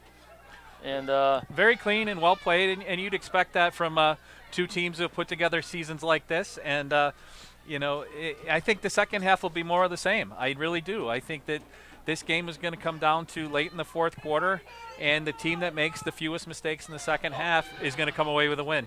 Just got a quick visit here from East Rochester Gananda Superintendent Jim Hall, the former Victor football coach. And as Jim would say, a good egg. Jim is a great egg, been a long time friend and advocate for Section 5 sports for a while, and it's great to see him out and about and doing good things for his district. From the 35, it's Kieran McRae. And it's a good job by the ER defense. It's number 20 there. That's Caleb Carpenter. And high motor player at the defensive end position, and a young player, just a junior who's had a really, really great season. Just a single yard there on that play, and not a lot of running room for either team. Good, again, we just said the defense have been very stout today on both sides of the ball. All right, the best running plays for ER Gananda have been run-pass options for quarterback Carter Lathrop, and really the run by Damian Hall for the touchdown is really the only big play that Haverling's had so far. There's that inside handoff, and Jeff. There's Hall again. There's good running room there, and he's tackled by Sepulveda, and first one to hit him was 55, double nickel there. Britton Dalmadoris again, who called his name a few times tonight. Yeah, Britton's having a good game. Freshman. And a lot of controlling this double wing or open wing offense is assignment football, and the ends really have to read their keys and stay at home and get to the football. And for a young player, he showed great discipline and been in the right place several times. 3rd and 5 here for the Rams. Coming out to start the second half, nursing that 6-0 lead. Split wide left is number 26, Colin Coots, wide receiver. He's a senior. And shotgun snap here for Yale. Fakes the pitch. Net in the backfield. Yeah, that's Hunter Groh right there, the inside linebacker, second leading tackler for the Bombers, and he was there almost as soon as Hall got the ball. There was nothing there for Haverling on that play. Dalmadoros finished him off, and a great stand here by the ER Gananda defense to start the second half. It's going to send A.J. Bratz, the goalkeeper slash receiver slash punter, back deep to punt. And he's been a bit of a weapon as a punter, just flipping the field position game, and at the end of the half, the turnover on the punt. So AJ's having his impact felt on special teams here tonight. There comes the punt. And again, it's going to be a shorter kick, and Gilbert's saying stay away from this one. And another Rams bounce here. It comes back a little bit there. He looks like ER is going to take over at the 21-yard line, covered there for the Rams by number 85. That's Broden Baldwin. Broden Baldwin, also a soccer player, so he made the trip up today from Middletown this afternoon. And these guys got an 8:30 state championship soccer game tomorrow match, I should say, in Middletown, which is not close. No, but you know what? They're probably playing on adrenaline, and so when you're young and you have an opportunity, you want to do everything you can. So it's called dual participation. They had to apply to do this, and the school board let them do it to play in both sports. All right, Carter Lathrop, hand up the middle. That's Gilbert with some good running room there. Call it 12 yards for Chauncey Gilbert. And I think it's the longest run of the evening for him. Yeah, it was, and a great job there by the East Rochester line. It was Damian Hall on the tackle. Hall and Gavin Buckley combined on that one. And Steve, you wonder what kind of adjustments offensive coordinator Mike Bach made for the Bombers if they switch up their blocking scheme just a little bit to try and create some lanes. Great first play to start the second half for ER Gananda in the Section 5 Class C championship game. ER trying to win its first one since 2012. In motion, I believe it's Cavanis, and he fakes that handoff, and here comes Lathrop around the right end. Good running room, and he's going to step out of bounds. Another first down for ER Gananda. 2 in a row, and they're on the move here in the third quarter. Yeah, back-to-back first downs for the Bombers. A good lead there by Lathrop. Just put the ball, tucked it away, followed his blockers around the edge, had good room. And right now you can feel the enthusiasm gathering amongst the ER faithful. He's got to have over 30 yards on the ground, Carter Lathrop. I think we could see more of that here in the second half. They haven't stopped him yet when he's tried to tuck it and run. And you'll also see something off of that because once Haverling starts crashing on him, it'll open up opportunities for other players. 1st and 10 as we approach midfield here. 44-yard line here. It fakes the pitch, and here he goes again. This will look almost like a quarterback draw. Look at the running room and just shiftiness of Carter Lathrop, brought down by big number 71, Yellow Wallace, and Austin Thorius also on the tackle. But not before a gain of almost, looks like 8 yards here. And Carter Lathrop, the runner, maybe let's call it 7. They'll bring up 2nd and 3 here, Steve. Yeah, and just good execution by East Rochester Gananda. As we've mentioned a couple of times, that quarterback run has been dangerous and it hasn't been stopped. And it's adding another element to the offense. And right now, East Rochester Gananda will take anything it can get. Justin Moskell, Max Wood, some of those guys up front for ER Gananda getting it done. Gilbert up the middle. He's got some yardage, and very close to a first down. I think it might mark him short, Steve. I think he's a hair short. Yellow Wallace again at the bottom of the pile with Gavin Buckley. And, East Rochester Gananda trying to find, they marked it as a first down. Right off the bat, 3 straight first downs for ER Gananda on the move here, Steve, at the 46 of the Bath Haverling Rams. Yeah, and referee John Scully winds the clock, points it forward, and the Bombers are on the march. All right, now 3 turnovers this game. The clock moving right along here in the third quarter. 8 minutes left in the third quarter. ER trailing 6-0. Despite those 3 turnovers in the first half. Cavanis in motion. Fakes it. Here comes Lathrop again on another keeper to the right side. He's got running room. And he stayed in bounds. A great job spinning there. Where are they going to mark him? They're going to mark him right about the 40, Jeff. Brock Beatty got a hand on him, Steve, but he couldn't do much. And some tough running by Carter Lathrop. And in our pre-interview with Brian Turanjo, he said the running by Lathrop has surprised him. It has surprised him, and it's been much needed tonight. So now, if you're the East Rochester offensive coordinator Mike Bach, you wonder when do you take your shot? Do you keep going here? Do you stay patient and keep driving down the field?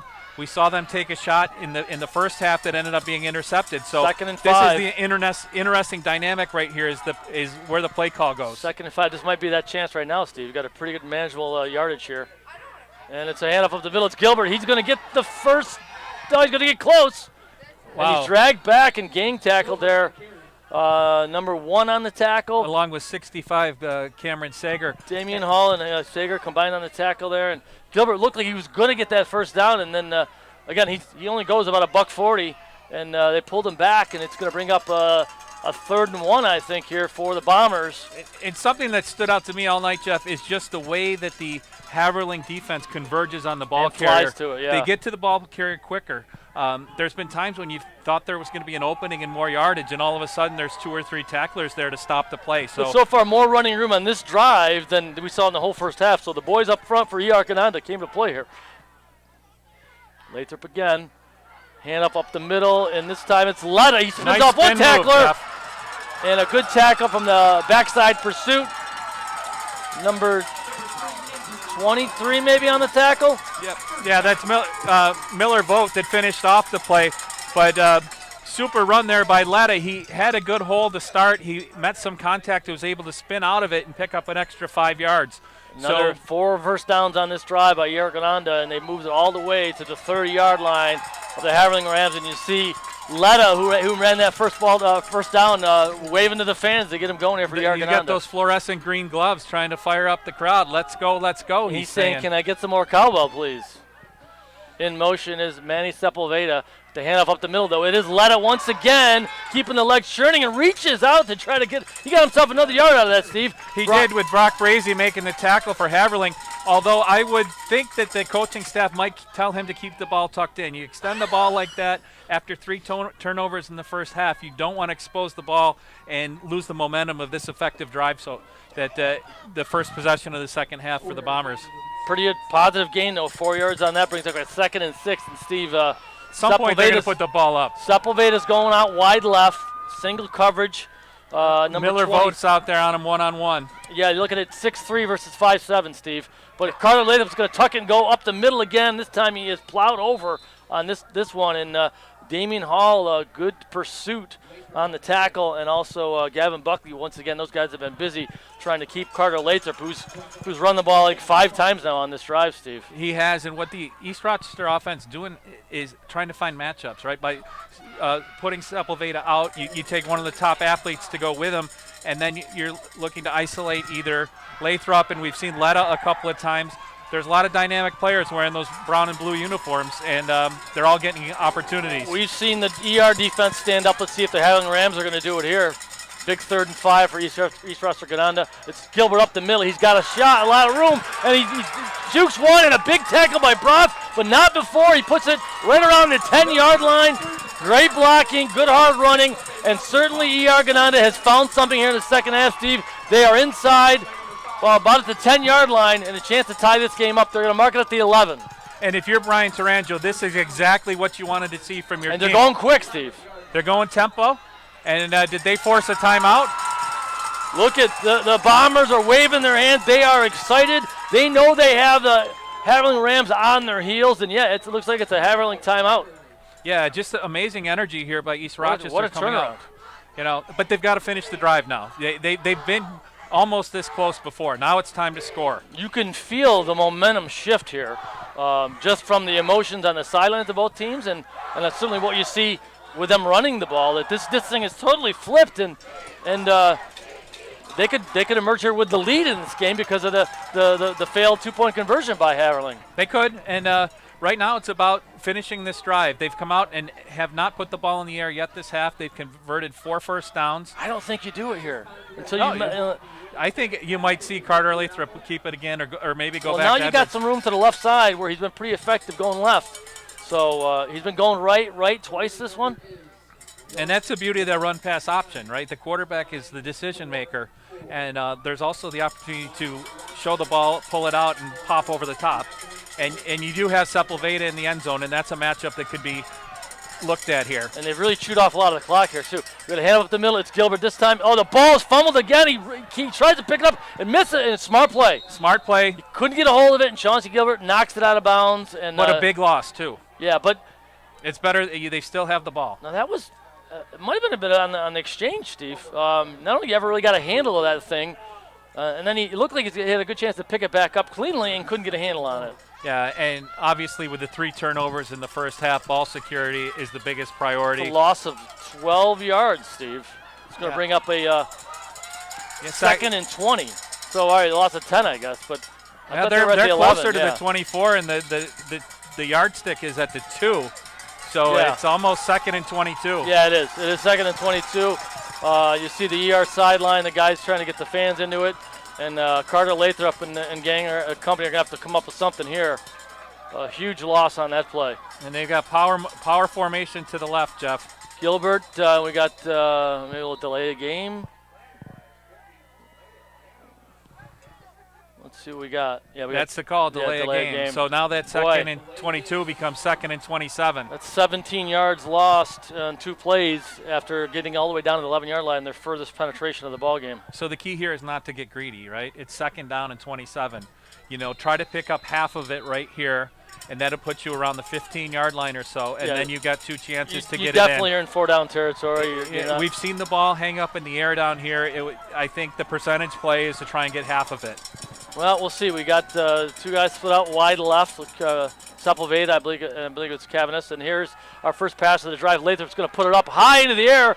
And that is Cavanis, and he makes that catch down at the 1-yard line. Wow. I believe that is Miles. Can we confirm Miles Cavanis? Damian Hall on the coverage. And another ball that hung up there, Steve. But Miles Cavanis brought that one in. He did. He used his size to get position, and then he made a great adjustment on the ball. Again, like you said, the ball was underthrown a little bit, and almost like a back shoulder throw, Steve. Yeah, it's interesting that the yardstick says it's 3rd down. The announcer just said it's 1st down. So it should be if they're at the 1, it should be 1st down. I think it's 3rd and short, Jeff. Wow. The sticks are still up. I thought they had to get to the 2. They have not moved the chains forward. Like they're at the 2. You're right. It looks like the half-yard line is the 1st down marker, Steve. So here it is. 3rd and 1 for the Bombers. And it's a sneak by Lathrop. And What's the surge look like, Steve? They did push forward. I think that if he only needed to get a half a yard, that he got it. I think we're going to be looking at 1st and goal for East Rochester Gananda here. No signal yet. Right over center there. That's he followed 52. That's Justin Moscow. Moscow right up the middle. Senior. I mean, they'll come in and measure, but it looked to me like Lathrop tucked right behind his center and followed him to the left side. Either way, I mean, you're going for it even if it's 4th down. Yeah. But this would be a huge. What a great comeback after those 2 penalties or the loss and then the penalty knocked them back 17 yards. So the chains are out. I've got the binoculars on. Cole Rickey standing over, trying to get a bird's eye look. Brotz, and he might be short, Steve. He is. Wow, he's further short than I would have thought. You know. I thought that's about how far he was off before the sneak. So do you sneak it again? Did you send Chauncey Gill over the top? I don't know what you do. I think your best power runner all night has been Lathrop. They've been had a hard time. Do you do a bootleg and try to go for 6 here? Try to fool everybody. You know what? The way that Lathrop was running, you find a way to get 12. The way Lathrop's been running, I would. No, we're all wrong. Quick snap, and he's in it. He's in. He broed his way in. Carter Lathrop in for the touchdown for the ER Gananda Bombers. They've evened this ball game up late in the 3rd quarter, and a quick snap, and he went under the pile, Steve. And what a drive. What a drive by East Rochester Gananda. And the answer to your question is yes. Yeah, you do the same thing over again. I didn't have a chance to really get an answer on that one. No, and sometimes you just let the game tell the story. And fantastic drive, East Rochester Gananda with on the board with 3:34 left. Manny Sepulveda. You know what that was? That was more like a Haverling drive than an East Rochester Gananda drive. Absolutely. Here's Sepulveda. Kick is down. It's blocked. So we're tied at 6. Oh boy.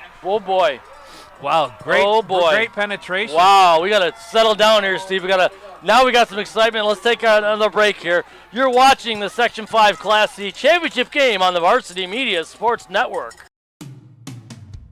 We want to thank everyone for doing their part in these challenging times. No matter where we work from, we're still here protecting you and your family's rights. We want you to know that we will always be here for you and your family. Using our technology so we can protect you and your family no matter where we are. For your free consultation, call or text 262-COMP today. Your workers' comp attorneys. Pittsford Pub and Grill is open for lunch and dinner 7 days a week. Located at 60 North Main Street in Pittsford, you can dine in or use our convenient curbside pickup option. Our 15 TVs offer plenty of entertainment, including a variety of sporting events. We offer daily specials and a great Friday night fish fry. You can also contact us to book your holiday party now. Check us out at thepittsfordpub.com. Welcome back to Caledonia-Mumford, where life just got a little better for ER Gananda and our 50-50 winner here with the raffle. Haverling on the return. It's A.J. Brotz, and he's dragged on a bit of a possible horse collar there, and I don't see a flag, Steve, and I bet you that's what the Haverling sideline is asking for. Miles Cavaness there with he had the big catch on the 2nd and 27 to get East Rochester Gananda inside of the 5-yard line, and there with the big tackle on A.J. Brotz on the kickoff return. Great field position, though, for Haverling. As I mentioned, Jeff, coming into the break, that East Rochester Gananda drive was vintage Haverling. They kept the ball on the ground the whole time. It was smashed drove off. It down the field, and now one big pass play, though. That was huge. They did on the 2nd and 27. That was quite the march. 70-plus yard drive. And hand up the middle, probably McCray. Tough to see it. And then the pile is just being moved. Wow, great surge there by Haverling. Rams moving. And we've got a ball loose. We've got a fumble. And looks like Michael Daniels came out of the pile. Wow, what a turn in this game, Steve Bradley. Well, let's wait for the official ruling here. Let's talk about it. ER says they have it, and they do. Is that Chauncey Gilbert? Well, number 2, Michael Daniels, is the one that came out of the pile. Okay, Gilbert is limping. That's not good for ER Gananda. And he's going to go to his down to the ground here, down to the turf. Chauncey Gilbert, that'd be a huge loss. And as we sort this all out and Gilbert stays on the turf, hope he's going to be okay. Let's take another break. You're watching Section 5 football on the Varsity Media Sports Network. It's time to get hyped with Varsity Media. We offer an array of video services sure to amp up your team. From staged preseason hype videos with custom lighting and smoke machines to sideline highlights of a big game. How can your team stand out from the crowd? Contact Varsity Media today and let us tailor something your squad will never forget. These are the best times of your life. Capture them in the most creative ways possible with the sports leader, Varsity Media. Double shot of good news. Chauncey Gilbert ran off the field for the Gananda Bombers, and just after tying it up, they've gotten technically the second turnover a game for Haverling, a fumble on that tough run up the middle, and now they take over with a chance to go ahead here at the 41-yard line of Haverling. Lathrop in the shotgun, pitch to the right, and that's Letta. Run up the right side, he's got some positive yardage and broke. Ball's out. And the ball's out again. That fumble was forced by Damian Hall, and they're calling this. Haverling wants it a fumble, and it is a fumble. It is a fumble. And Hall with just a terrific strip right there. He came from the side right over the top of Letta, knocked the ball loose, and huge play. That's exactly what Haverling needed. Well, it's like we go back to the Wayback Machine here. Just 2 plays ago. Yeah, 2 plays ago. It's right where we were. And a fourth turnover for Gananda. And yet, again, they still find themselves tied here in the second half of the championship game as we counted down here late in the third quarter, Steve. Yeah, and Damian Hall made the 2 biggest plays of the game for Haverling, obviously scoring on that 34-yard touchdown and then coming across on the defense there, forcing and recovering that fumble. And what a switch. And now we've got probably maybe an unsportsmanlike here. Looked like this is sideline warning, possibly. Yeah, the flag on the. Yeah, sideline warning. A lot of emotion right now. I think. And East Rochester Gananda has come out energized in the second half. Played a great third quarter. Coach Stranjo standing right next to the official, and hopefully cooler heads prevail. We don't want to see anything more than that. And now's the time where you remind yourself and your players to play with passion, but don't let emotion get in the way. All right, Haverling up the middle again, and pile moving again. That Haverling offensive line, Jeff, the last 2 plays has gotten a lot of push, and we haven't named them going across, but Ethan Brott, 79, is their open tackle. 65, Cameron Sager. Hode Adams in the middle of the center. Brock Brizzy at the tight guard, and Diallo Wallace, who we talked about all night. On both sides of the ball, yeah. Yeah, is the tight tackle. And if our listeners are wondering, Ethan Bratz is the younger brother of A.J. Bratz. All right, so it's a 2nd and 6, and Haverling needs to establish something here, Steve. Haven't had the ball much this half. A couple yards there up the middle. Was it McCray it was again? McCray, yeah. He's gotten he's been a busy man tonight. And I mean, that's the thing that I love about small school Class C football is that you see great plays by athletes on both sides of the ball, and kids on all these teams and at all these schools are giving all that they have. Kean McCray has 7 2-point conversions for this team. You know what that means? He gets a lot of tough yards up the middle. Absolutely. And this is a big play call here. 3rd and 3 for Haverling, tied at 6, the Section 5 Class C championship game. Pitch out to the right. This is Bratz looking for some running room. He's going to get the first down and more. Up the right sideline. He's got 1 man to beat. He's run out of bounds. And Manny Sepulveda did a good job of just playing the angle there. Super play on the pitch to Bratz. Big game for Haverling. It's a 24-yard run by A.J. Bratz. I was just saying he hasn't gotten the ball much. He certainly made the most of that run, turning the corner on the right side. Kind of big play, Student A.J. Bratz, right? Student Bratz right. Yeah, big. And, I think that's kind of been the way that he's operated all year. Is, as you mentioned, McCray gets the dirty yards inside, kind of the greasy stuff, and then once you kind of crash the middle, it opens up the sides, and that worked great for Haverling right there. Minute 32 left here in the third quarter. Haverling on the move. They really needed this after those back-to-back turnovers by both teams.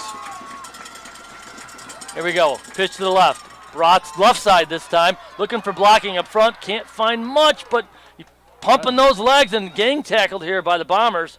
And the whistles are blowing. They might want to. All right. It's number 16. We got a flag on the play. And they're playing.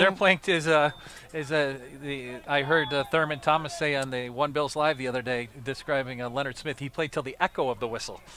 And we've got a holding call against Haverling. Caleb Wilcox on the tackle there for ER Gananda. This one's coming back though, and it's a good timing on the penalty for ER because Haverling was on the move here, and they're going to get knocked back 10 yards. And so that's a spot foul, Jeff. So it'll be about a 1st and 14 as they walk this off. You know here. your football, Steve Bradley. Well, it's not my first game. You know, or for it's not a rodeo. More than 14, my friend. It's maybe 16. Yeah. Like I said, it's a spot foul. I was going on where the flag was placed, but not where the walk-off started. Well, this could be like first and if they adjust it here. 1st and 18. Yeah, maybe? 1st and 18 is my guess. Yeah, we got it. 1st and 18 from the 44-yard line. We're rolling inside of a minute here. Under in the third a minute too. in the third quarter. And fake the pitch and the ball and the exchange. McCray is fumbled. Number 9. That's number 9. The Jeremy Blanchard on the recovery. Defensive end. And the ball handling there, part of the keys to this wing offense is the handling of the ball.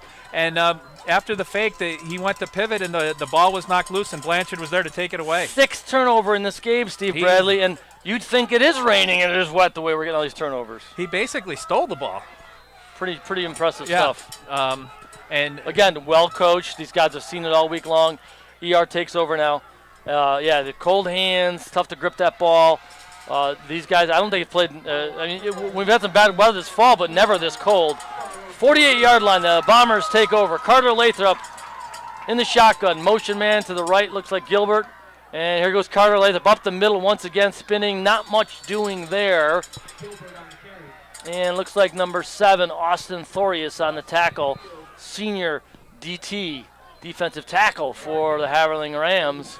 And Jeff, in a game like this where we've had 7 turnovers, once turnovers start happening, both teams are being coached to go for the ball too. They not once. Turnovers are, they come in bunches. And once you see 1 or 2, you get hungry, and both teams are being very aggressive in defense and trying to create disruption. Under 15 seconds out of the third quarter. Probably our last play of the quarter. Lathrop, you might put this one up, Steve. Nope. Why bother? Chauncey Gilbert, right side, pushed out of bounds there by number 21. That's Ethan Narby, who's playing to come up some big plays tonight, including a big fumble recovery. And that's going to bring up a third and about short. 4. About 4. Manageable distance. And we're going to get one more player in the third quarter. 6 seconds left because he went out of bounds.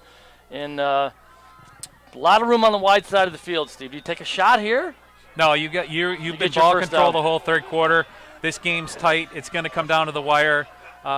You might look for a RPO with Lathrop keeping it. But if they put the ball let's in the just air, see. Manny Sepulveda and Miles Cavanis are that's a long left. throw out there against Hall. And it's a fake pitch to the left, and here comes Lathrop. They got this sniffed out, Steve. That's going to be tough running for Lathrop. Kankey gets back probably to the line of scrimmage, maybe a little bit more than that. And that was well defensed. And Brock Brazy blew that up right from the outset. He was in the backfield as soon as Lathrop kept the ball. All right, that'll end. We are through with 3 quarters of the Section 5 Class C championship game, and we're all tied at 6. You're watching the Varsity Media Sports Network. Coming into Lattimore on a daily basis is the highlight of my day. We'll have patients coming in. As soon as they hit the physical therapist, we introduce ourselves, and we bring them back, and you see a whole bunch of patients who are in pain, laughing and smiling and having a great time. And almost for that 1 hour that they're with us in PT, they're forgetting about all their problems. When you're lost with pain, reducing your quality of life, and then somebody there says, "I can help you," there's no better feeling than that.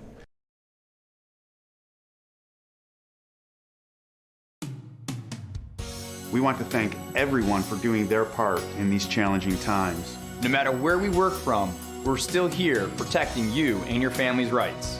We want you to know that we will always be here for you and your family. Using our technology so we can protect you and your family no matter where we are. For your free consultation, call or text 262-COMP today. Your workers. The Bombers. Decision time for the Bombers. Big 4th and 3 here as we start the fourth quarter.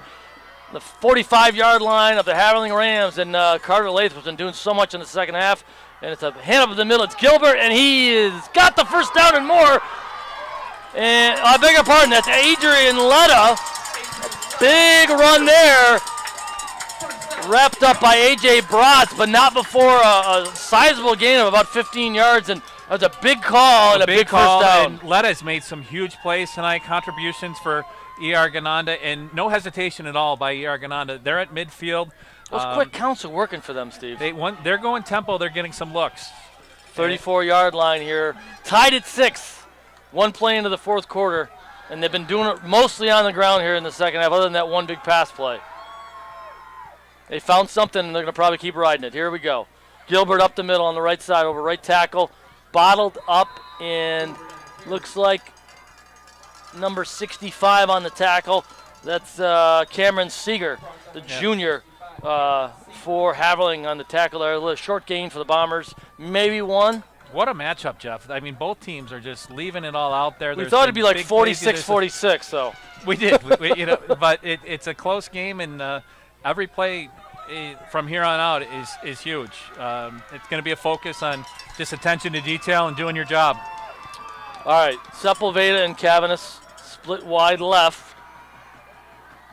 You might see the pass here, Jeff. Lathrop here. He's going to look left. He's going to run left, and he's taken down in the backfield. A big sack right there by number 50, William Clark, the junior. 10 tackles for a loss. Let's add another one right there. Boy, he was. And he shared a sack in the first half, too. It was with Brock Brazy. So he's no stranger to the opposing backfield. A huge, huge play there. Now another 3rd and long here, 3rd and 15, and I think you got to put this one up here, Steve. Even though, again, you're in 2-down territory. Or 4-down territory, I should say, and at the 39-yard line, this game is up for grabs, and maybe you just try to chunk off half of the 15 here. Right, they were effective with that seam route to both Sepulveda in the first half and a little bit of Cavanis. I think they are both to this side together. So we got a timeout. Big play here. Going to talk it over here on the sideline, Coach Taranjo and his offensive unit. We'll take another break. You're watching Section 5 Championship football action on the Varsity Media Sports Network. Looking for a great way to commemorate this season's sectionals? Section 5 Athletics is excited to work with Muggs & More to offer a variety of apparel options for each sport and each season. Items include graphics specifically developed to feature the sport and year, including items such as hoodies, hats, pants, and more. Apparel for each season is available for a limited time, so don't miss your chance. Visit section5.org/mugsandmore to see the many options and place your order today. We want to thank everyone for doing their part in these challenging times. No matter where we work from, we're still here protecting you and your family's rights. We want you to know that we will always be here for you and your family. Using our Welcome back to Caledonia-Mumford. A big 3rd and 15 here for the East Rochester Gananda Bombers. Tied at 6. 39-yard line of the Haverling Rams, and Carter Lathrop in the shotgun formation after a timeout. Trips wide right for Carter Lathrop. Though, to the near side of the field. Look for the seam route here. He's going to look back over to the right. Throws it up, and it's defensed nicely there by number 23, Jordan Miller-Vogt. And Miller-Vogt has been very active in that defensive secondary for Haverling all night long. He's been a huge player for them. Pass intended, I believe, for Adrian Letta there, Steve. And 4th and 15, and it looks like the punting unit's going to come out. Play the field position game here and see if they can pin him down deep here, Steve. Unless, well, you don't want to try to fake with try to make up 15 yards here. But you're probably not going to catch anybody off guard by running that. But Sepulveda hit a shaky punt in the first half. He drops back deep here, and A.J. Bratz is deep, standing at his own 8-yard line for Haverling. Sepulveda with the boot here. This one's going to be a low liner, and Bratz going to pick it up at the 3-yard line. He fields it. Would have gone into the end zone. He's going up the left sideline, and he's getting knocked out about the 18-yard line, and they're going to let could have been a late hit. What are we looking at over there, Steve? We've got a player down for East Rochester Gananda, but he appears to be getting up. It's number 7. And we got some rain. We got some precip here, Steve, coming down. If you can see it on your screen there, and unless I'm seeing things. So solid return there by A.J. Bratz. You're right. The ball would have gone into the end zone. He picked it up, and it's going to be kind of come out in the wash. It's going to be 1st and 10 at the 20. Now on our monitor, I can see the rain. I'm looking out from the press box. It's tough to see it. So whatever it is, it can't be that heavy. All right, so it looks like Haverling's going to take over here. 19-yard line. At their own 19-yard line. Set it up here. Tied at 6. 34-yard touchdown run in the first half by Damian Hall. And then a quarterback keeper from the 1-yard line, maybe 1.5-yard line by Carter Lathrop. Tied it up here in the second half, and here we are. 9:43 left. Up the middle. Tough running again. Is that McCray? Hard to see a number, Jeff. Whoa. They were in that tight set. Nice 5-yard gain for Haverling as we get up from the pile. It is McCray. So it is McCray. Boy, he has done a lot tonight. That boy's going to sleep well tonight, Steve. Absolutely. Big gain. Good gainer on first down. They're going to call it 6 yards, so it'll be 2nd and 4. And Haverling hasn't moved the ball much this half, Steve. No, they haven't had it long either. They had a turnover on their first play of their first possession and then a turnover on their second possession. I think this is where you look for them to grind it out. Justin Yale over center. Another handoff to the up back, and it's probably McCray again. And on the tackle there, it looks like to be number 1, was it Gilbert? Chauncey Gilbert. That was actually Hall that time, Jeff. It was Hall, I beg your pardon. So number 1 again, tackle number 1. Chauncey Gilbert way up there. Boy, I thought the precipitation was going to hold off till 10 o'clock, Steve. You know, chalk it up is another thing I can't do well. It's November in Western New York, and it's football. It's getting chilly, and why not? Why not slug it out? So that was enough for first down. 8.5 left to play here, tied at 6. Haverling trying to win its first title since 2015 when they beat this East Rochester Gananda team, which hasn't won since 2012 when they weren't even a combined school. Bratz to the left side, bottled up and forced out of bounds. Not much doing there. Good job by the Bomber defense there of getting penetration and, exactly, extending the play, stringing it out, setting the edge. All right. Clock rolling, 8 minutes here to go, 6-6. 6 turnovers in this ball game when the ball was dry. So now, if you got to tell your skill position players, you got to wrap the ball up. You got defenders going for that ball, and now you got a wet football. All right, Justin Yale over center again. And hand out again, up back McCray, I believe. I think that was Hall again. Hall again on the up back. They got Hall in that C position at the far side of the field. Damian Hall, okay, and on the tackle, Jordan Richards for East Rochester. All right, it's going to bring up a 3rd down here and about 4 yards. Tough 4 yards. And a big play for both sides here. If you're Haverling and you don't gain much, I think it would be too risky to punt it. And if you're East Rochester, you don't want to give up the big play. Yeah, you got to punt this if you're Haverling. Yeah, if they don't get it. Yeah, this is. All right, we'll see. Maybe this coming to the line kind of slow here. Looking it over. It's Justin Yale, the quarterback, and they snap it. As a misdirection. There's McCray on that one, Steve. Bounces off some tacklers, run up the left side. He's going to be close to a first down. Wow, what an effort to break that tackle in the backfield by McCray. Yeah, East Rochester Gananda had that well defense, and he just kept running through guys. So I do think they're going to mark him a little bit short, Jeff. Decision time for coach. No, they flipped it over to the first down. So, wow. So it was close, but in the end the decision was first down. And this is Haverling doing what Haverling does. And I tell you what, the way this drive is moving, they could take this thing all the way down really late in the game unless they break one, which we haven't really seen other than the 34-yard touchdown by Hall, which was easily the longest play of the game. We haven't really seen any breakers here yet. Haverling on its own 40-yard line. Gananda defense has been really solid this half. And another handoff up the middle. That is Hall again. And 3 yards again. 3 yards again. Yeah, I think they'll take that every time now. Keeps the clock moving. Keeps the chains moving. Clock moving. That's and keeps the ball away from East Rochester. He really accomplished 3 things there.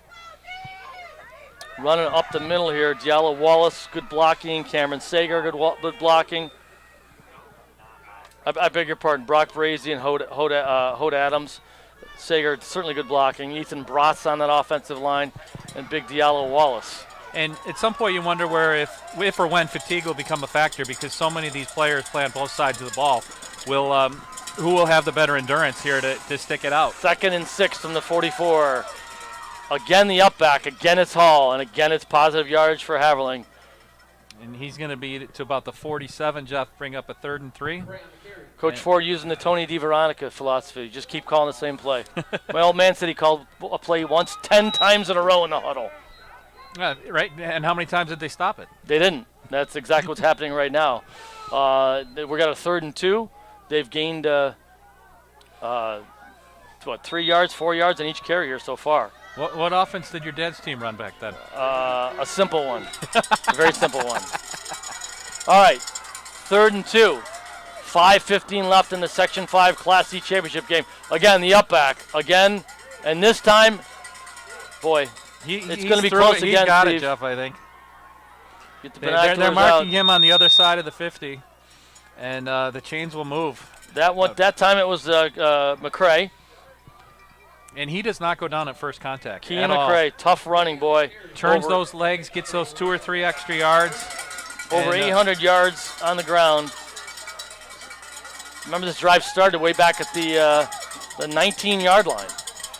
And they've gotten 3 first downs, and they're exactly on the 50. And so it's not like they're running past the chains. They're working hard. The clock might become a factor for them the way this thing is moving. 4:43 and rolling here. And again, this one's going to pitch out left. It's A.J. Bratz looking for some running room, not finding much. Pushed out of bounds there. It's like number 6. Sepulveda, I believe. Caleb Wilcox also on that sideline, yeah. But A.J. Bratz showed great patience there, Jeff. Just the fact that he got something there is better than what it looked like in the beginning, because as he started to move in the backfield, it didn't look like there was anything there. And the one thing that Haverling doesn't want is a 2 or 3 yard loss. They got a 2 yard gain, so that's a +4 really. Yeah, for sure. And that one actually stops the clock, which is probably what both coaches want at this point. You don't want the clock to become a factor if you're Haverling here. The way they're moving this, 3-4 yards at a time. They're answering smash mouth with smash mouth, Steve. They are, and it's old school slugging it out. Hand up the middle again. This time it's Hall. He's going to get 3-4 yards again, falling forward, and just power running here. And I tell you what, you got to give a lot of credit to those big guys up front.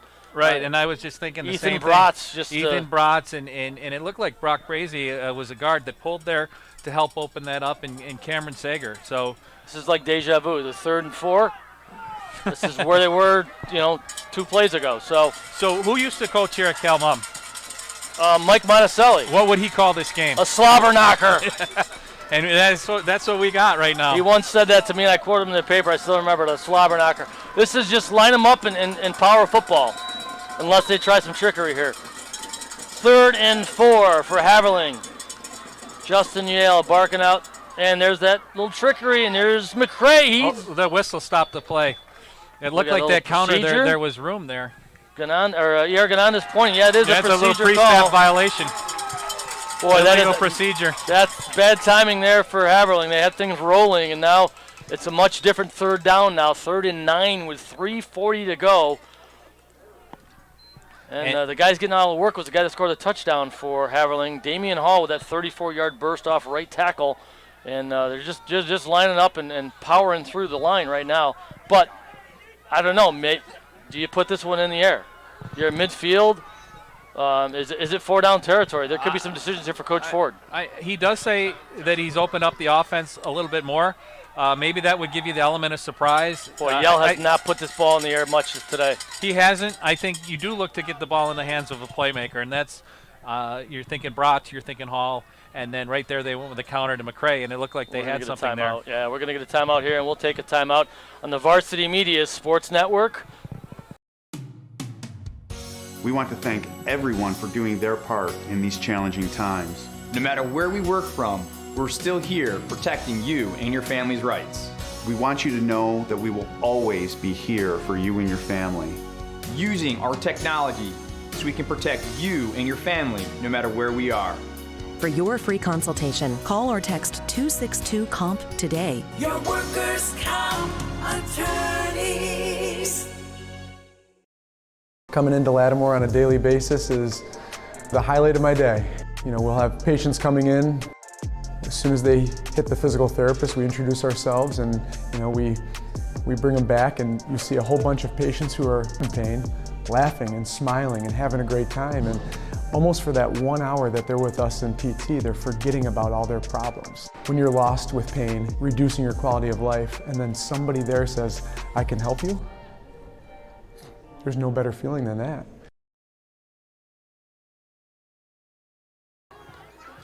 We welcome any new viewers who've been watching some other Section 5 action on your computer, or maybe you're just arriving home. We've got ourselves a great finish here. Tied at 6 in the Class C championship game, and it's a big 3rd down and 9 for the Haverling Rams. Justin Yale, the quarterback, he's going to drop back. He's going to put it up, Steve, the left-hander rolling left, getting some pressure, and forced out of bounds. I think he threw out of bounds. They're going to call it grounding. Forced out of bounds by Hunter Groh, the linebacker and fullback for East Rochester Gananda. He just flipped it out of bounds. We had intentional grounding. So that'll cost them extra yardage?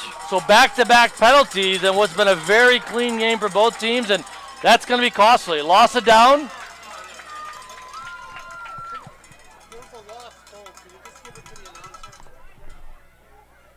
So a big play there. It's going to go. They're going to lose the down and lose some yardage here, Steve. It'll be 4th down, 3:08 to play. A game, folks, that we've seen 6 turnovers. The defenses have really stood up. Both of these teams average over 30 points a game, but certainly turnovers have played a big factor. The weather's been pretty good till lately, and now it looks like the precipitation has stopped. But some hard hitting, some good tackling, and some good defense. Loss it down. It's right. We're going to march it back, and you're going to have to punt this ball away if you're Haverling. A.J. Bratz, the soccer goalkeeper who woke up this morning in Middletown, New York, and played in goal for the undefeated Haverling soccer team, who won 7-0, and will play for a state championship tomorrow. He's going to punt the ball, just like I'm sure he punted the ball today in soccer. Back deep again, Gilbert, who fumbled one punt today. We'll see what happens here. It's a good boot. Heading toward the sideline and out of bounds. They didn't want any part of Gilbert. They didn't, and I'm not sure Gilbert wanted any part of the ball either. No, it was way out of bounds. That was way out of bounds. So they're going to mark it at the 28. They're going to have 72 yards to go, 3:03 to play, and we will be back on the Varsity Media Sports Network. Looking for a great way to commemorate this season's sectionals? Section 5 Athletics is excited to work with Muggs & More to offer a variety of apparel options for each sport and each season. Items include graphics specifically developed to feature the sport and year, including items such as hoodies, hats, pants, and more. Apparel for each season is available for a limited time, so don't miss your chance. Visit section5.org. We're back. And here, so is East Rochester Gananda here, taking the ball over, 3:03 to go, tie ball game. Chauncey Gilbert off the left side, got some running room. He can take it if he gets some more space. It's a big gainer, up 14 yards. Chauncey Gilbert brought down by Damian Hall and Kean McCrae in the defensive backfield. And now we're seeing, we talked about fatigue, we talked about game breakers, and they might have the biggest one on the field right now if they can get Chauncey Gilbert into space, Steve. They might, and we've seen him struggle all night. The East Rochester line did a great job opening up that hole for him. And Hall, it looks like it could be a cramp here. Damian Hall is hurt. Let's take a break, come back, and we'll tell you more about it. You're watching the Varsity Media Sports Network. If you're interested in staying involved with the sports you've enjoyed over the years, we may have an opportunity for you. Section 5 Athletics is currently looking for officials for several sports.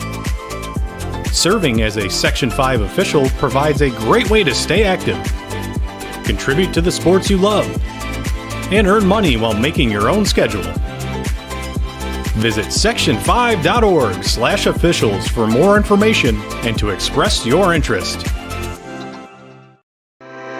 Pittsford Pub and Grill is open for lunch and dinner 7 days a week. Located at 60 North Main Street in Pittsford, you can dine in or use our convenient curbside pickup option. Our 15 TVs offer plenty of entertainment, including a variety of sporting events. We offer daily specials and a great Friday night fish fry. You can also contact us to book your holiday party now. Check us out at thepittsfordpub.com. We want to thank everyone for doing their part in these challenging times. No matter where we work from, we're still here protecting you and your family's rights. We want you to know that we will always be here for you and your family. Using our technology so we can protect you and your family no matter where we are. For your free consultation, call or text 262-COMP today. Your workers' comp attorneys. It's time to get hyped with Varsity Media. We offer an array of video services sure to amp up your team. From staged preseason hype videos with custom lighting and smoke machines to sideline highlights of a big game. How can your team stand out from the crowd? Contact Varsity Media today and let us tailor something your squad will never forget. These are the best times of your life. Capture them in the most creative ways possible with the sports leader, Varsity Media. Welcome back to Caledonia-Mumford. Jeff DeVeronica and Steve Bradley. We got ourselves a great finish. 2:56 to go. Tied at 6, and a big play there, Steve. Damian Hall, big on both sides of the ball, defensive backfield and in the running backfield, goes out with looks like a knee injury for Haverling, and that could be a big factor here if we get into overtime or even if we don't get into overtime. Absolutely, Jeff. He's been one of the top playmakers for Haverling all night, and we'll see what this does for East Rochester. Gilbert almost broke the last one up the middle, couple yards, maybe 3 there. He's been big in this half. East Rochester Gananda is doing almost exclusively on the ground this half. You see Carter Lathrop keeping those hands warm inside of his jersey. He's been big running the ball, and East Rochester Gananda has the ball and a chance to win its first Section 5 title since 2012. That's before the merger, 1 year before the merger. No? No. The merger took place in the early 2000s. I beg your pardon. They've been together almost 20 years, but it's still a great chance to end that streak for the Bombers. Gilbert again off the left side this time, getting dragged down by Diallo Wallace. Wallace. Diallo Wallace has had his handprints, those big handprints. He's 6'4", 300 yards. That's the second time he's wrapped up. Gilbert. But that was about the quickness right there, because it looked like Gilbert was going to turn the corner, and he just smothered him. I tell you what, I don't know who's recruiting that young man, but somebody should be if they're not.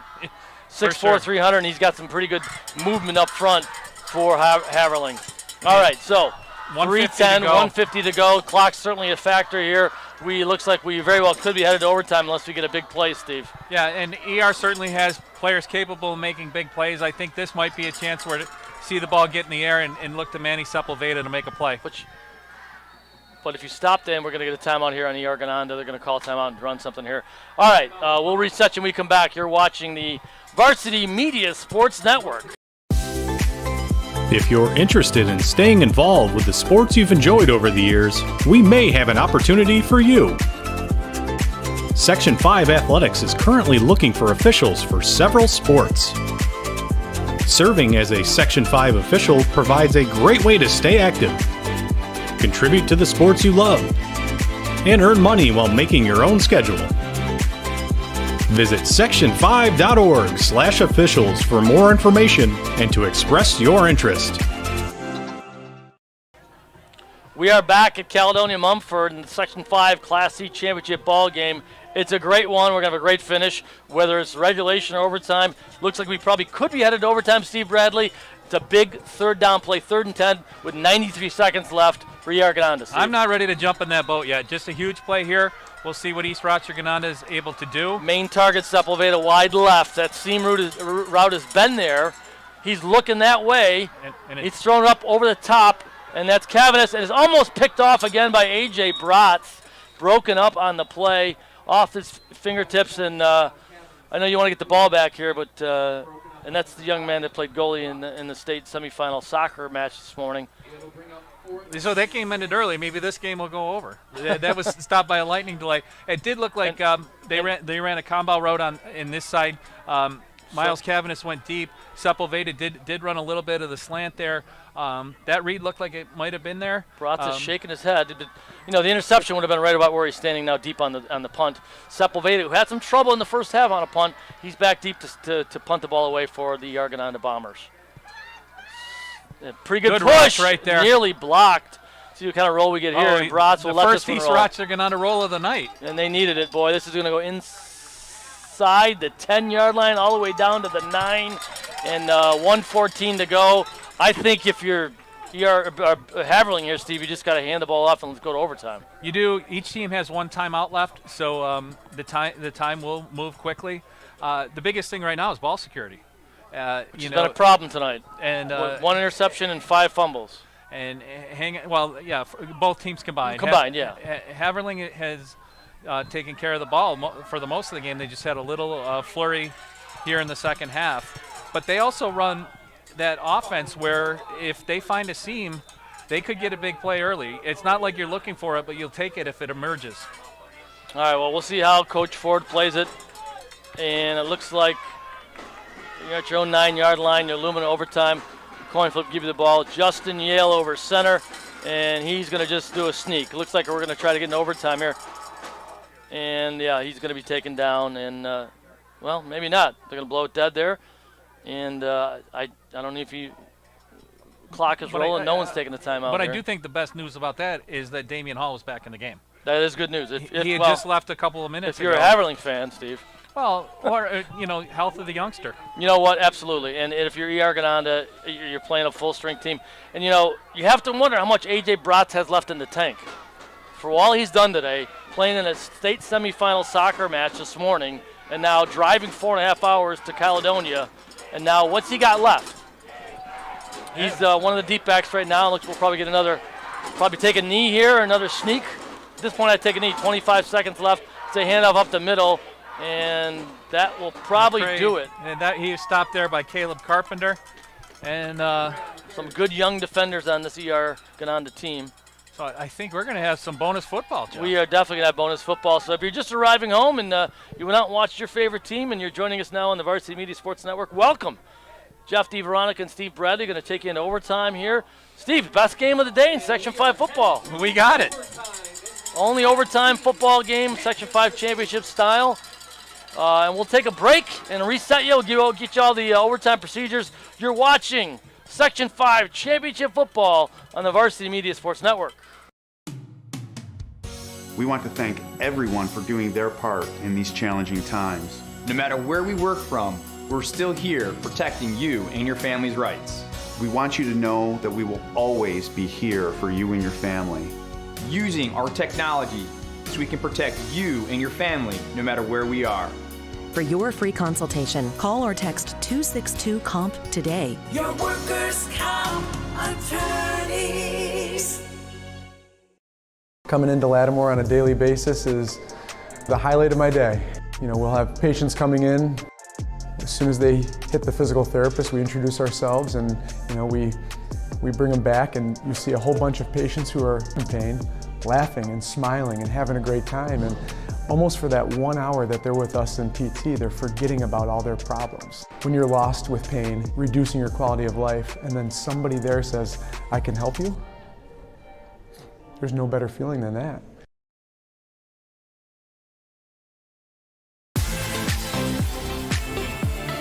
Looking for a great way to commemorate this season's sectionals? Section 5 Athletics is excited to work with Muggs & More to offer a variety of apparel options for each sport and each season. Items include graphics specifically developed to feature the sport and year, including items such as hoodies, hats, pants, and more. Apparel for each season is available for a limited time, so don't miss your chance. Visit section5.org/Muggs & More to see the many options and place your order today.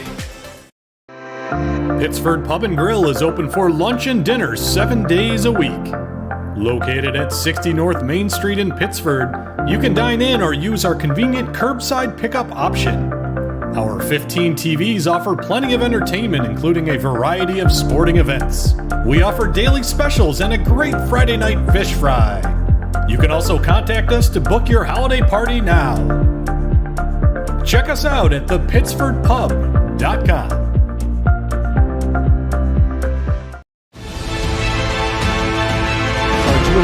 Over the middle, he's got a man. It's complete. Ciolino. See you later. Going long, wide open, Perazzi, he gets it, Perazzi, foot raise, 10, 5, make it, touchdown, punch, counter punch. With a trickery, Ryder gets it back, goes over the top for Haverling. What a catch! Just Ross Simmons strips him, that's loose, and Ross Simmons is going to take this the other direction. Make it, touchdown, touchdown East.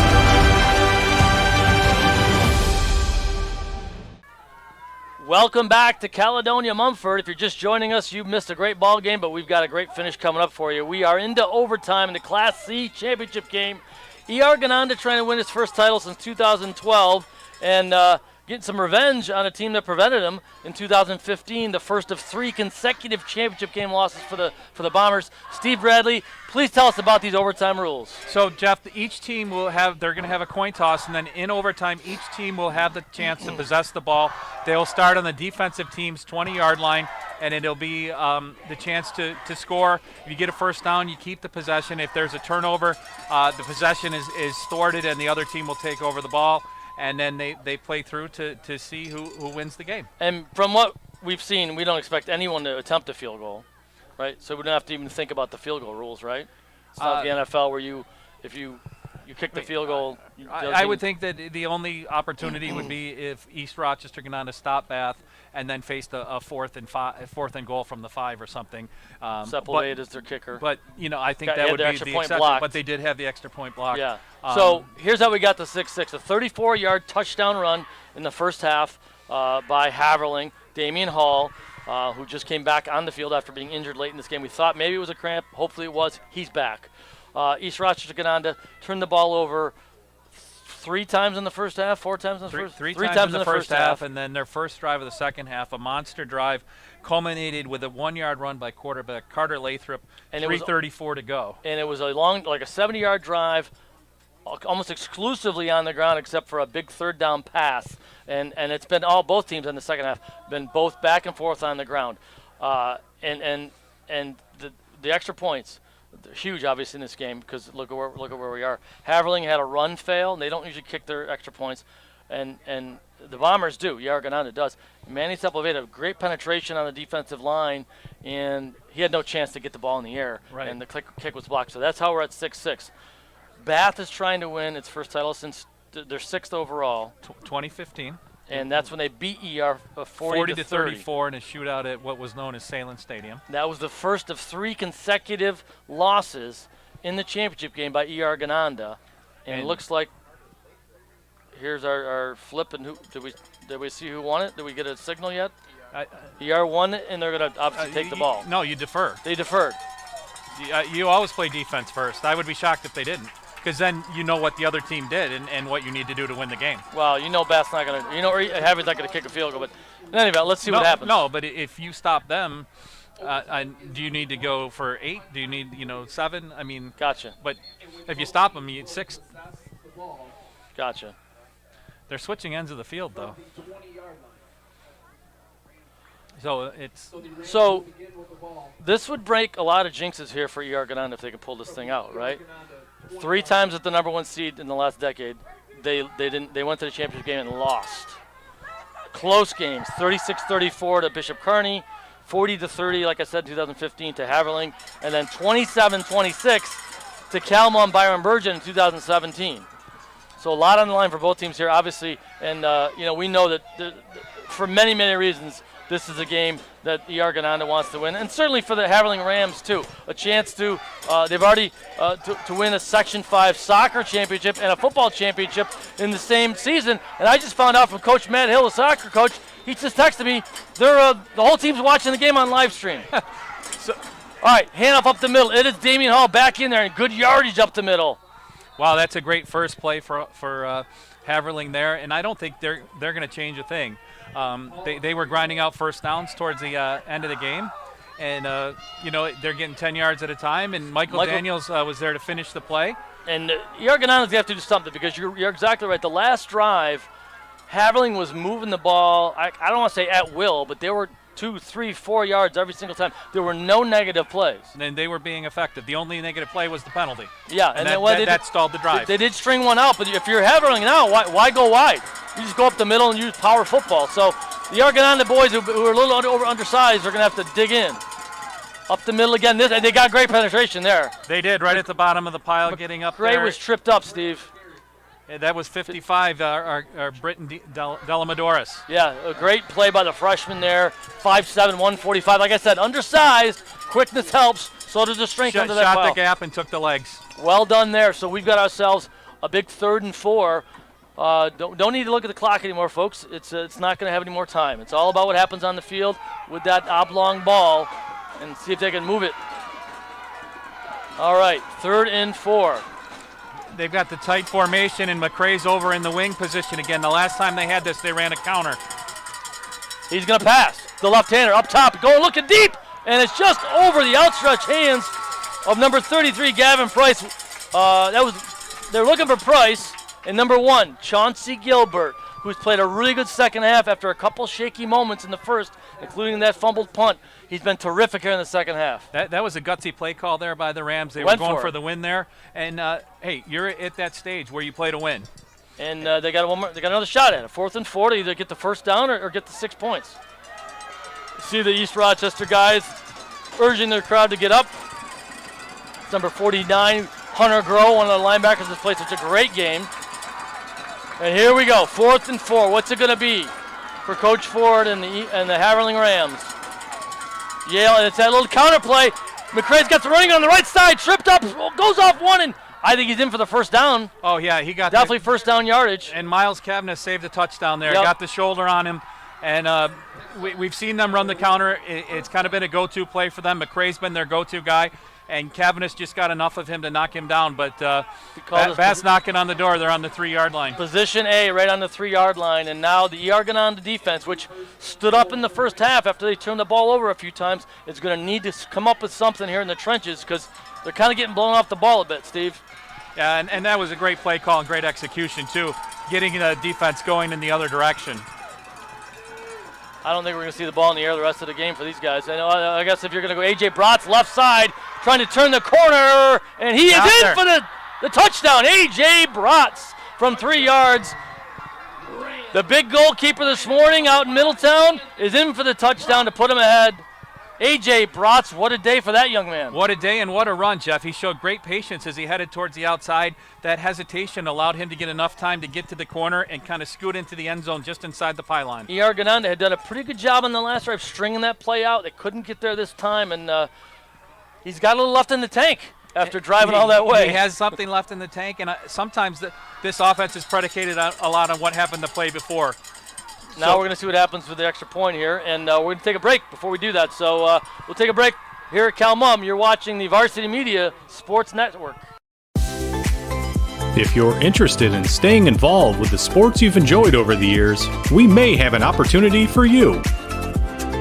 Section 5 Athletics is currently looking for officials for several sports. Serving as a Section 5 official provides a great way to stay active, contribute to the sports you love, and earn money while making your own schedule.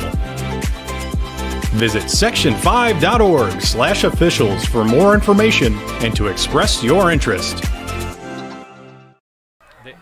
Haverling served first and put it in the end zone. They're going to go for a 2-point conversion here. 12-6 lead in the Section 5 Class C Championship game. A.J. Bratz, who, if you're joining us late, woke up this morning in Middletown, New York. He's the goalkeeper on the unbeaten soccer team, which won a state semifinal this morning, 7-0.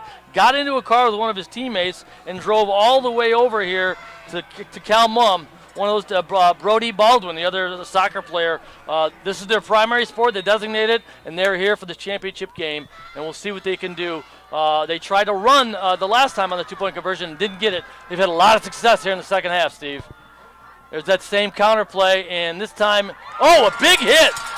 Big hit by the Bombers there, 51, I think it was. Jordan Richards, who's had a terrific ball game, junior linebacker. What a big hit there, and that could be very critical. Well, East Rochester Gananda has to score, but the defense made the play it needed to make. Haverling is very familiar with the two-point conversion. They have converted 17 this season, and they had gone to Miller Vogt 4 times. He had 4 successful two-point conversions. This time they ran the counter, and Jordan Richards there waiting, and a great tackle, a big-time play at a big time. Big hit, and now ER Gananda is going to have to try to move the ball and get the ball in the end zone. They know, like you said, they know what the task is at hand, and it's got to be getting that end zone where it says Raiders. All right, been very good on the ground the whole second half. Gilbert's been getting loose off tackle. We'll see what they can do. They also have that passing ability if they need it. Cavanis in motion.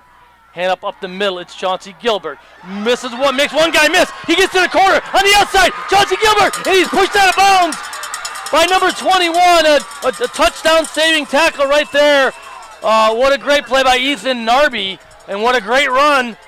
Chauncey Gilbert. Great start for the Bombers there. They had struggled to get Gilbert going, and then on the first play of overtime, the blocking was there.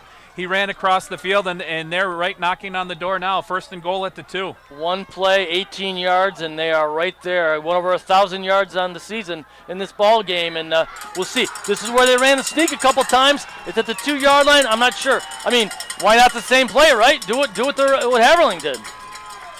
Trip the full house backfield there, Steve. Off the right tackle again, Gilbert, and he is in for the touchdown. And now ER Gananda has a chance to exercise the demons. We're tied at 12, and a conversion of any kind. You're kicking it or running it.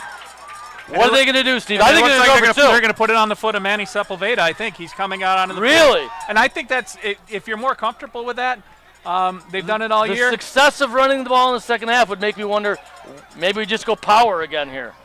If you're ER, though, the best thing is only good things can happen from here. You can win the game. You can't lose. And the worst thing is you get the ball back on the 20 in about 3 minutes, and you get to go again. It's like having a 21 in blackjack. You can't lose. They can tie you. Well, they're going to talk this over, and we'll take a quick break as we try to figure out and get into the mind of the ER Bombers. All right. If you're interested in staying involved with the sports you've enjoyed over the years, we may have an opportunity for you. Section 5 Athletics is currently looking for officials for several sports. Serving as a Section 5 official provides a great way to stay active, contribute to the sports you love, and earn money while making your own schedule. Visit section5.org/officials for more information and to express your interest.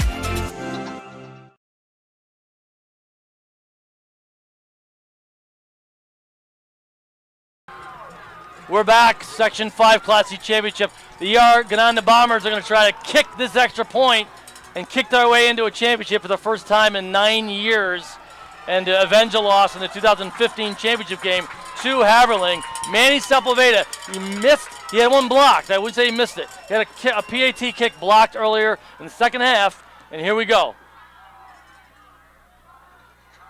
Snap is good, down, and it's blocked again. Smothered by number 50. And not even a chance. The line let them down on that one, Steve. William Clark just came in and smothered that.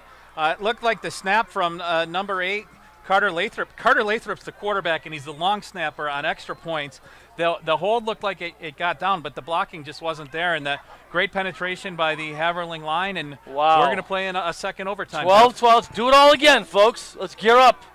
Dealer, deal me another hand. Let's go. So now, if East Rock scores a touchdown, they got to go for 2 because they know Haverling will go for 2. The whole thing shifts. Okay. I got you. 12-12. What a ball game. What a ball game.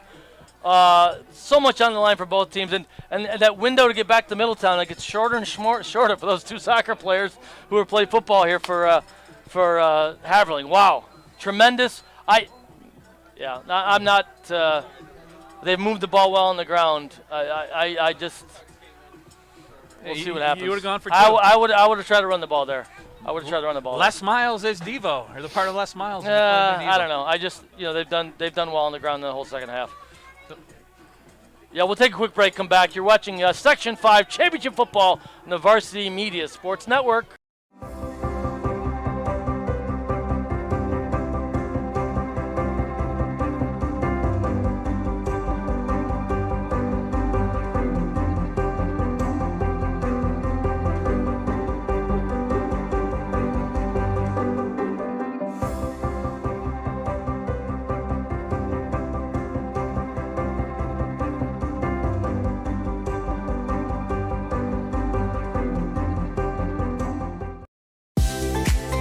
If you're interested in staying involved with the sports you've enjoyed over the years, we may have an opportunity for you.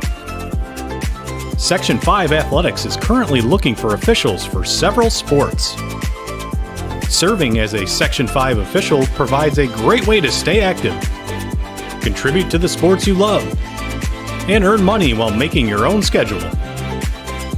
Visit section5.org/officials for more information and to express your interest.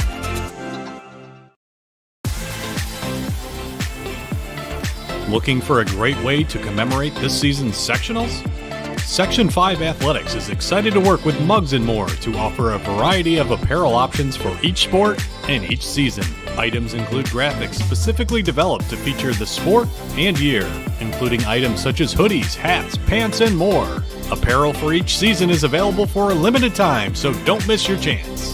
Visit section5.org/mugsandmore to see the many options and place your order today.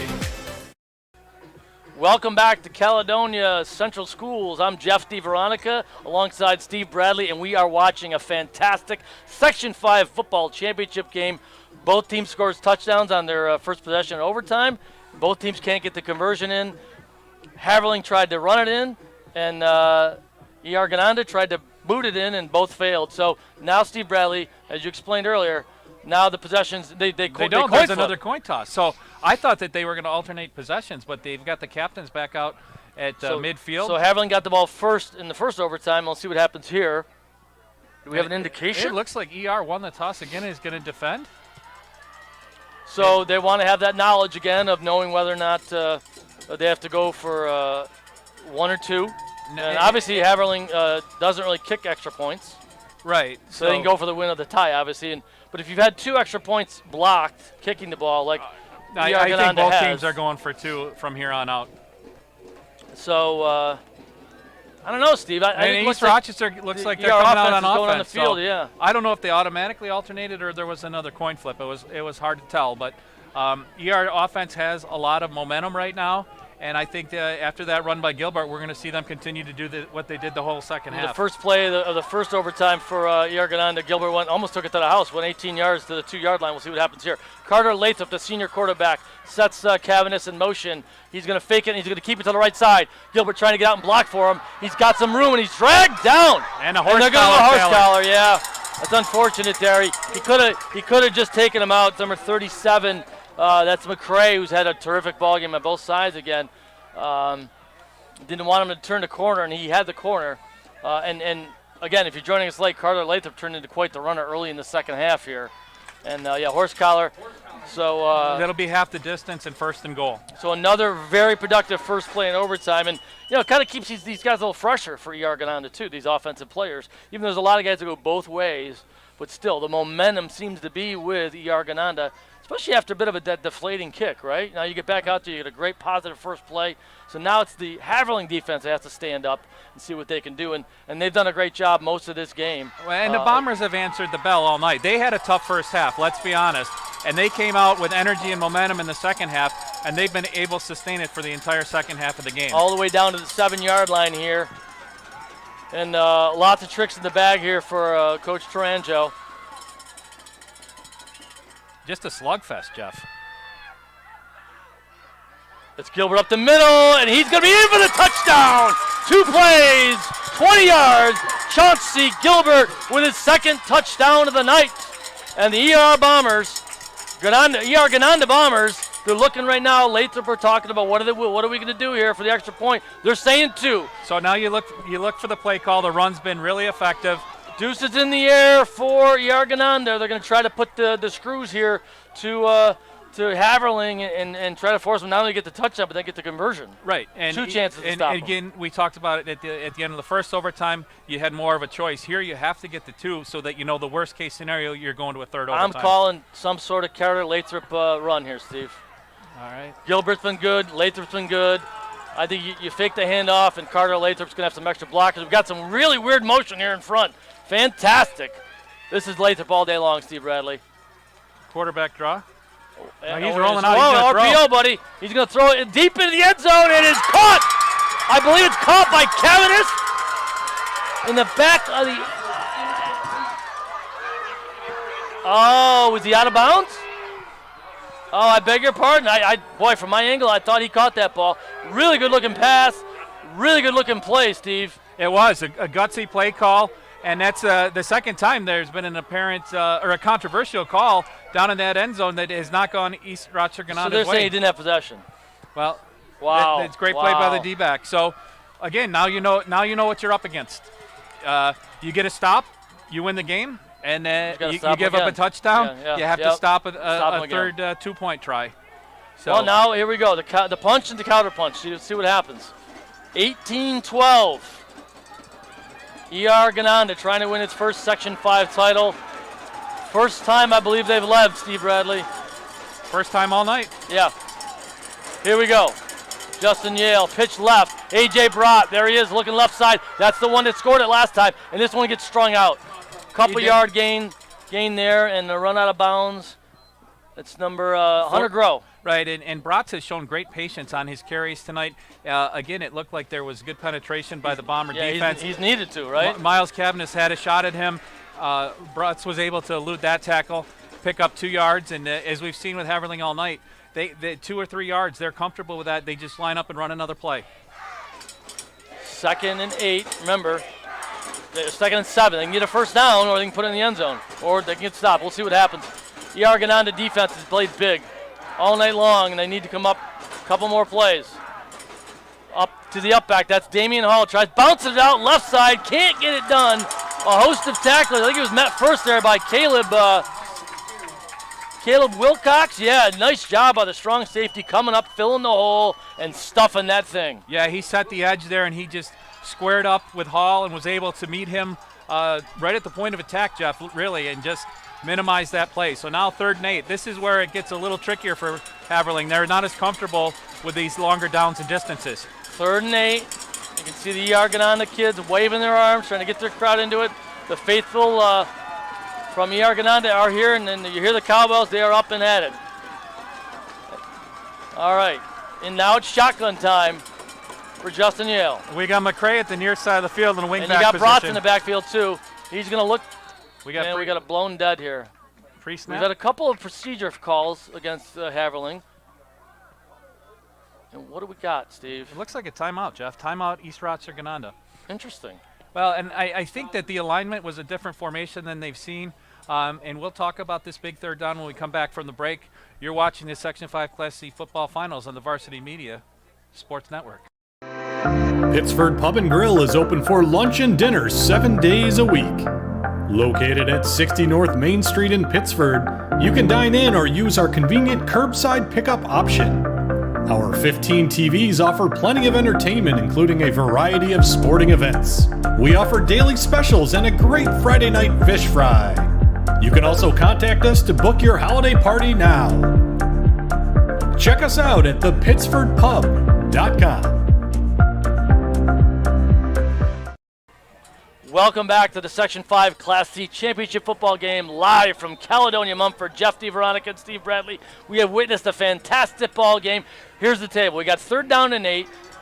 Haverling's got to score to extend this game, or it's over, and ER wins. Steve, what just happened on that last penalty call? I think that was a great timeout by the East Rochester Gananda squad. They weren't comfortable with the alignment. They had moved some players around, including Kean McCray, who's been a key to that offense all night. So they wanted to make sure that they were set. And there's that play, Steve. And they shut it off this time. McCray gets stopped. That's been a very successful play. Double nickels again. Britton Dalmadoros, the freshman. Boy, this kid's coming up big. Now, does it get any better than this? Here we go. 4th down. Haverling needs he lost a couple yards. 10 yards to extend the game. East Rochester Gananda defense has been there all night. This is their chance to walk it off. And this is a Haverling team that doesn't put the ball in the air much. Can you get 10 yards on the ground? I don't know. This is a really difficult call for Coach Ford. And ER Gananda feels like they're on the brink. The crowd's going nuts. The kids on the sideline are going nuts. And we'll see what happens. Wow, what a ball game. It all comes down to this. And they're coming out in the tight set. I'd watch 26 at the top of the screen, Jeff. That's the tight end. All right, he's going to roll left. The left-hander roll left. He pursued deep in the end zone, and that's going to be... I can't tell. Incomplete. The ball is loose. The East Rochester Gananda Bombers have made history. The first team to win 11 games in school history and the first championship team in 9 years coming back to win this ball game, 18-12 here at Caledonia-Mumford. Congrats to Gananda. What a great ball game. What a great win. Warm up the fire trucks. There's another title coming to the home of champions. Wow, what a great ball game. And defense did it all night, Jeff. I couldn't tell if that ball had gotten over the defense and hit the receiver laying on the ground, who's still there actually. But I tell you what, they rolled the dice. They knew they were going to get 10 yards on the ground. East Rochester had stacked the deck, and they went for it all. Just the game of the night, and we'll take a break and come back and recap it here on the Varsity Media Sports Network. It's time to get hyped with Varsity Media. We offer an array of video services sure to amp up your team. From staged preseason hype videos with custom lighting and smoke machines to sideline highlights of a big game. How can your team stand out from the crowd?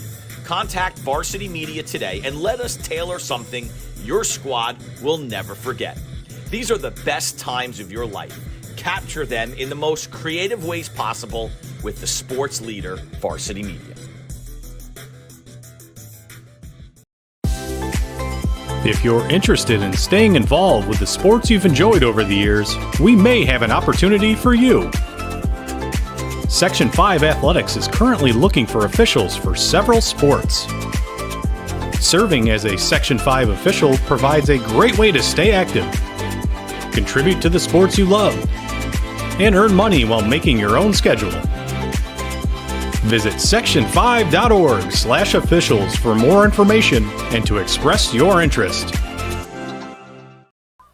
Welcome back to Caledonia-Mumford. We have caught our breath, and we hope you and our viewing audience here have done the same. We witnessed a tremendous ball game, 18-12.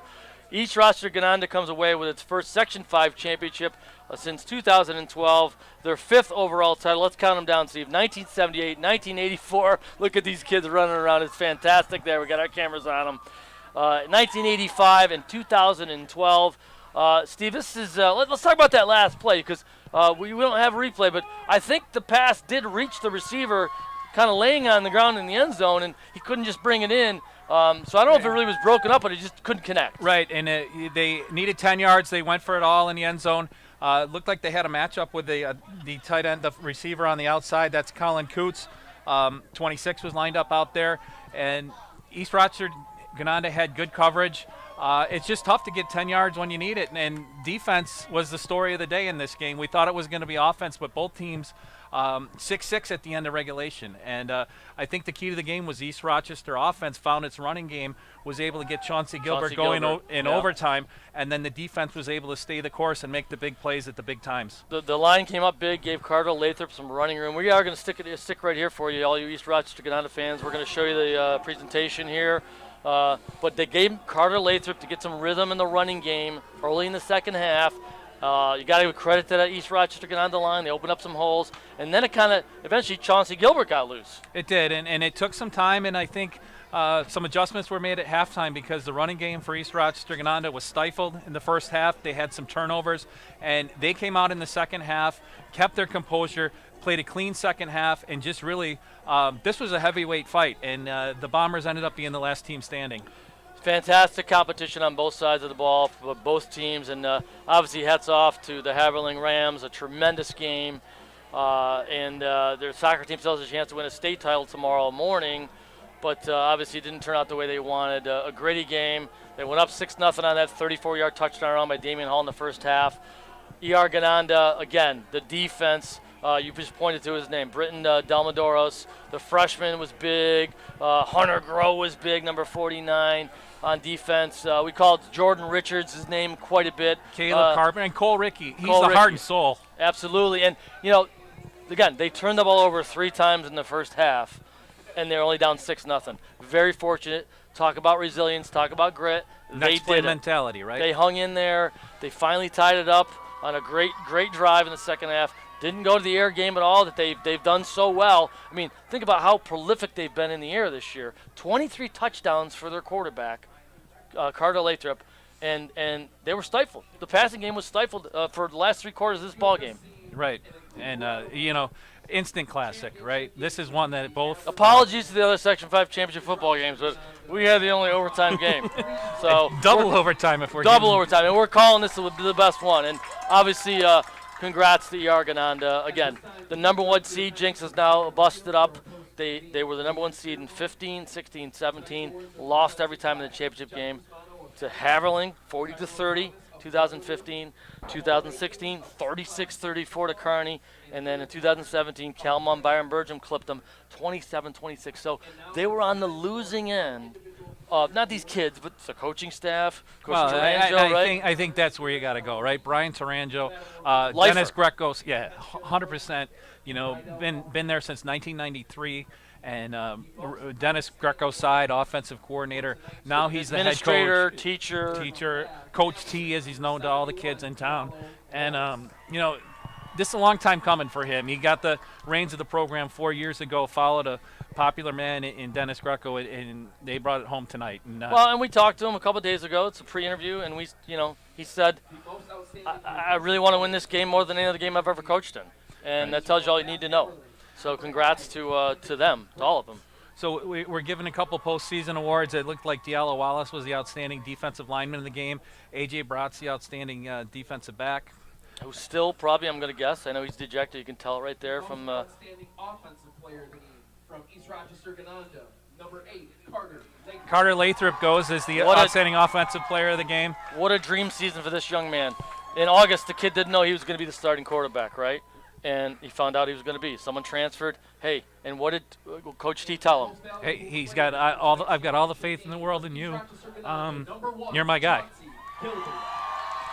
CG, baby, Chauncey Gilbert, who's been such a game breaker, and boy, was he great in overtime, Steve. He was, and he didn't do it by himself. His linemen opened his holes. They worked all night, and they waited, and finally they were able to find something. And we're going to just run it through really quick. Jordan Richards, Giacentino Fioravanti, Justin Moskal, Max Wood, and Cole Rickey. What a great job on the offensive line. And don't forget the tight end, Jeremy Blanchard. My bad. Yeah. What a tremendous job. They really turned this game around for ER Gananda. And it's just a little bit amazing, Jeff. So much energy in the building, and hats off to Haverling. They played a heck of a game. They really were in control until the middle of the third quarter when ER woke up and came alive. 6-0, 6-6, and even in overtime they go up 12-6. Haverling does. ER Gananda's got to answer. They answer, and then they have a second extra point kick blocked, and they come back from that. It's just tremendous. What a ball game, back and forth. I'm exhausted from watching it. These kids must be exhausted. And now there he is, you see him, number 5. A.J. Bratz has him and another player, Boldrin, I beg your pardon. Brody Baldwin. Broden Baldwin will get, I'm assuming they're going to get back into a vehicle tonight and drive back to Middletown and try to play a championship soccer game for the States. Let's be quiet and soak this in. As well as Coach Tarango, congratulations to the East Rochester Gananda Bombers for 2021 Section 5 Class C champions. And just a lot of emotion, a lot of joy, and there they go. There's the big pile in the middle, and just a lot of energy. And both teams left it all on the field here tonight. They got the brick, and that's what they came for. And it didn't look good in the first half. But again, you turn the ball over 3 times, and you still come away down 6-0. You're living. That's good. That's good living right there. That's good living, and it's good mental toughness. It's not easy to hang in and withstand all of that. And we just appreciate having the opportunity to call this game. It was a great game. Thanks to Section 5. Thanks to our crew. DJ and John, our producer, and John pros. On the camera. Absolute pros. And DJ with a great job spotting tonight. We couldn't have done it without those guys. For everybody here at Caledonia-Mumford, for our crew, for Section 5 football, Section 5 overall, and varsity media, and finally, my partner, Steve Bradley. Well done, my man. This is Jeff DeVeronica signing off. Enjoy it, East Rochester Gananda. The home of champions have another trophy coming that way.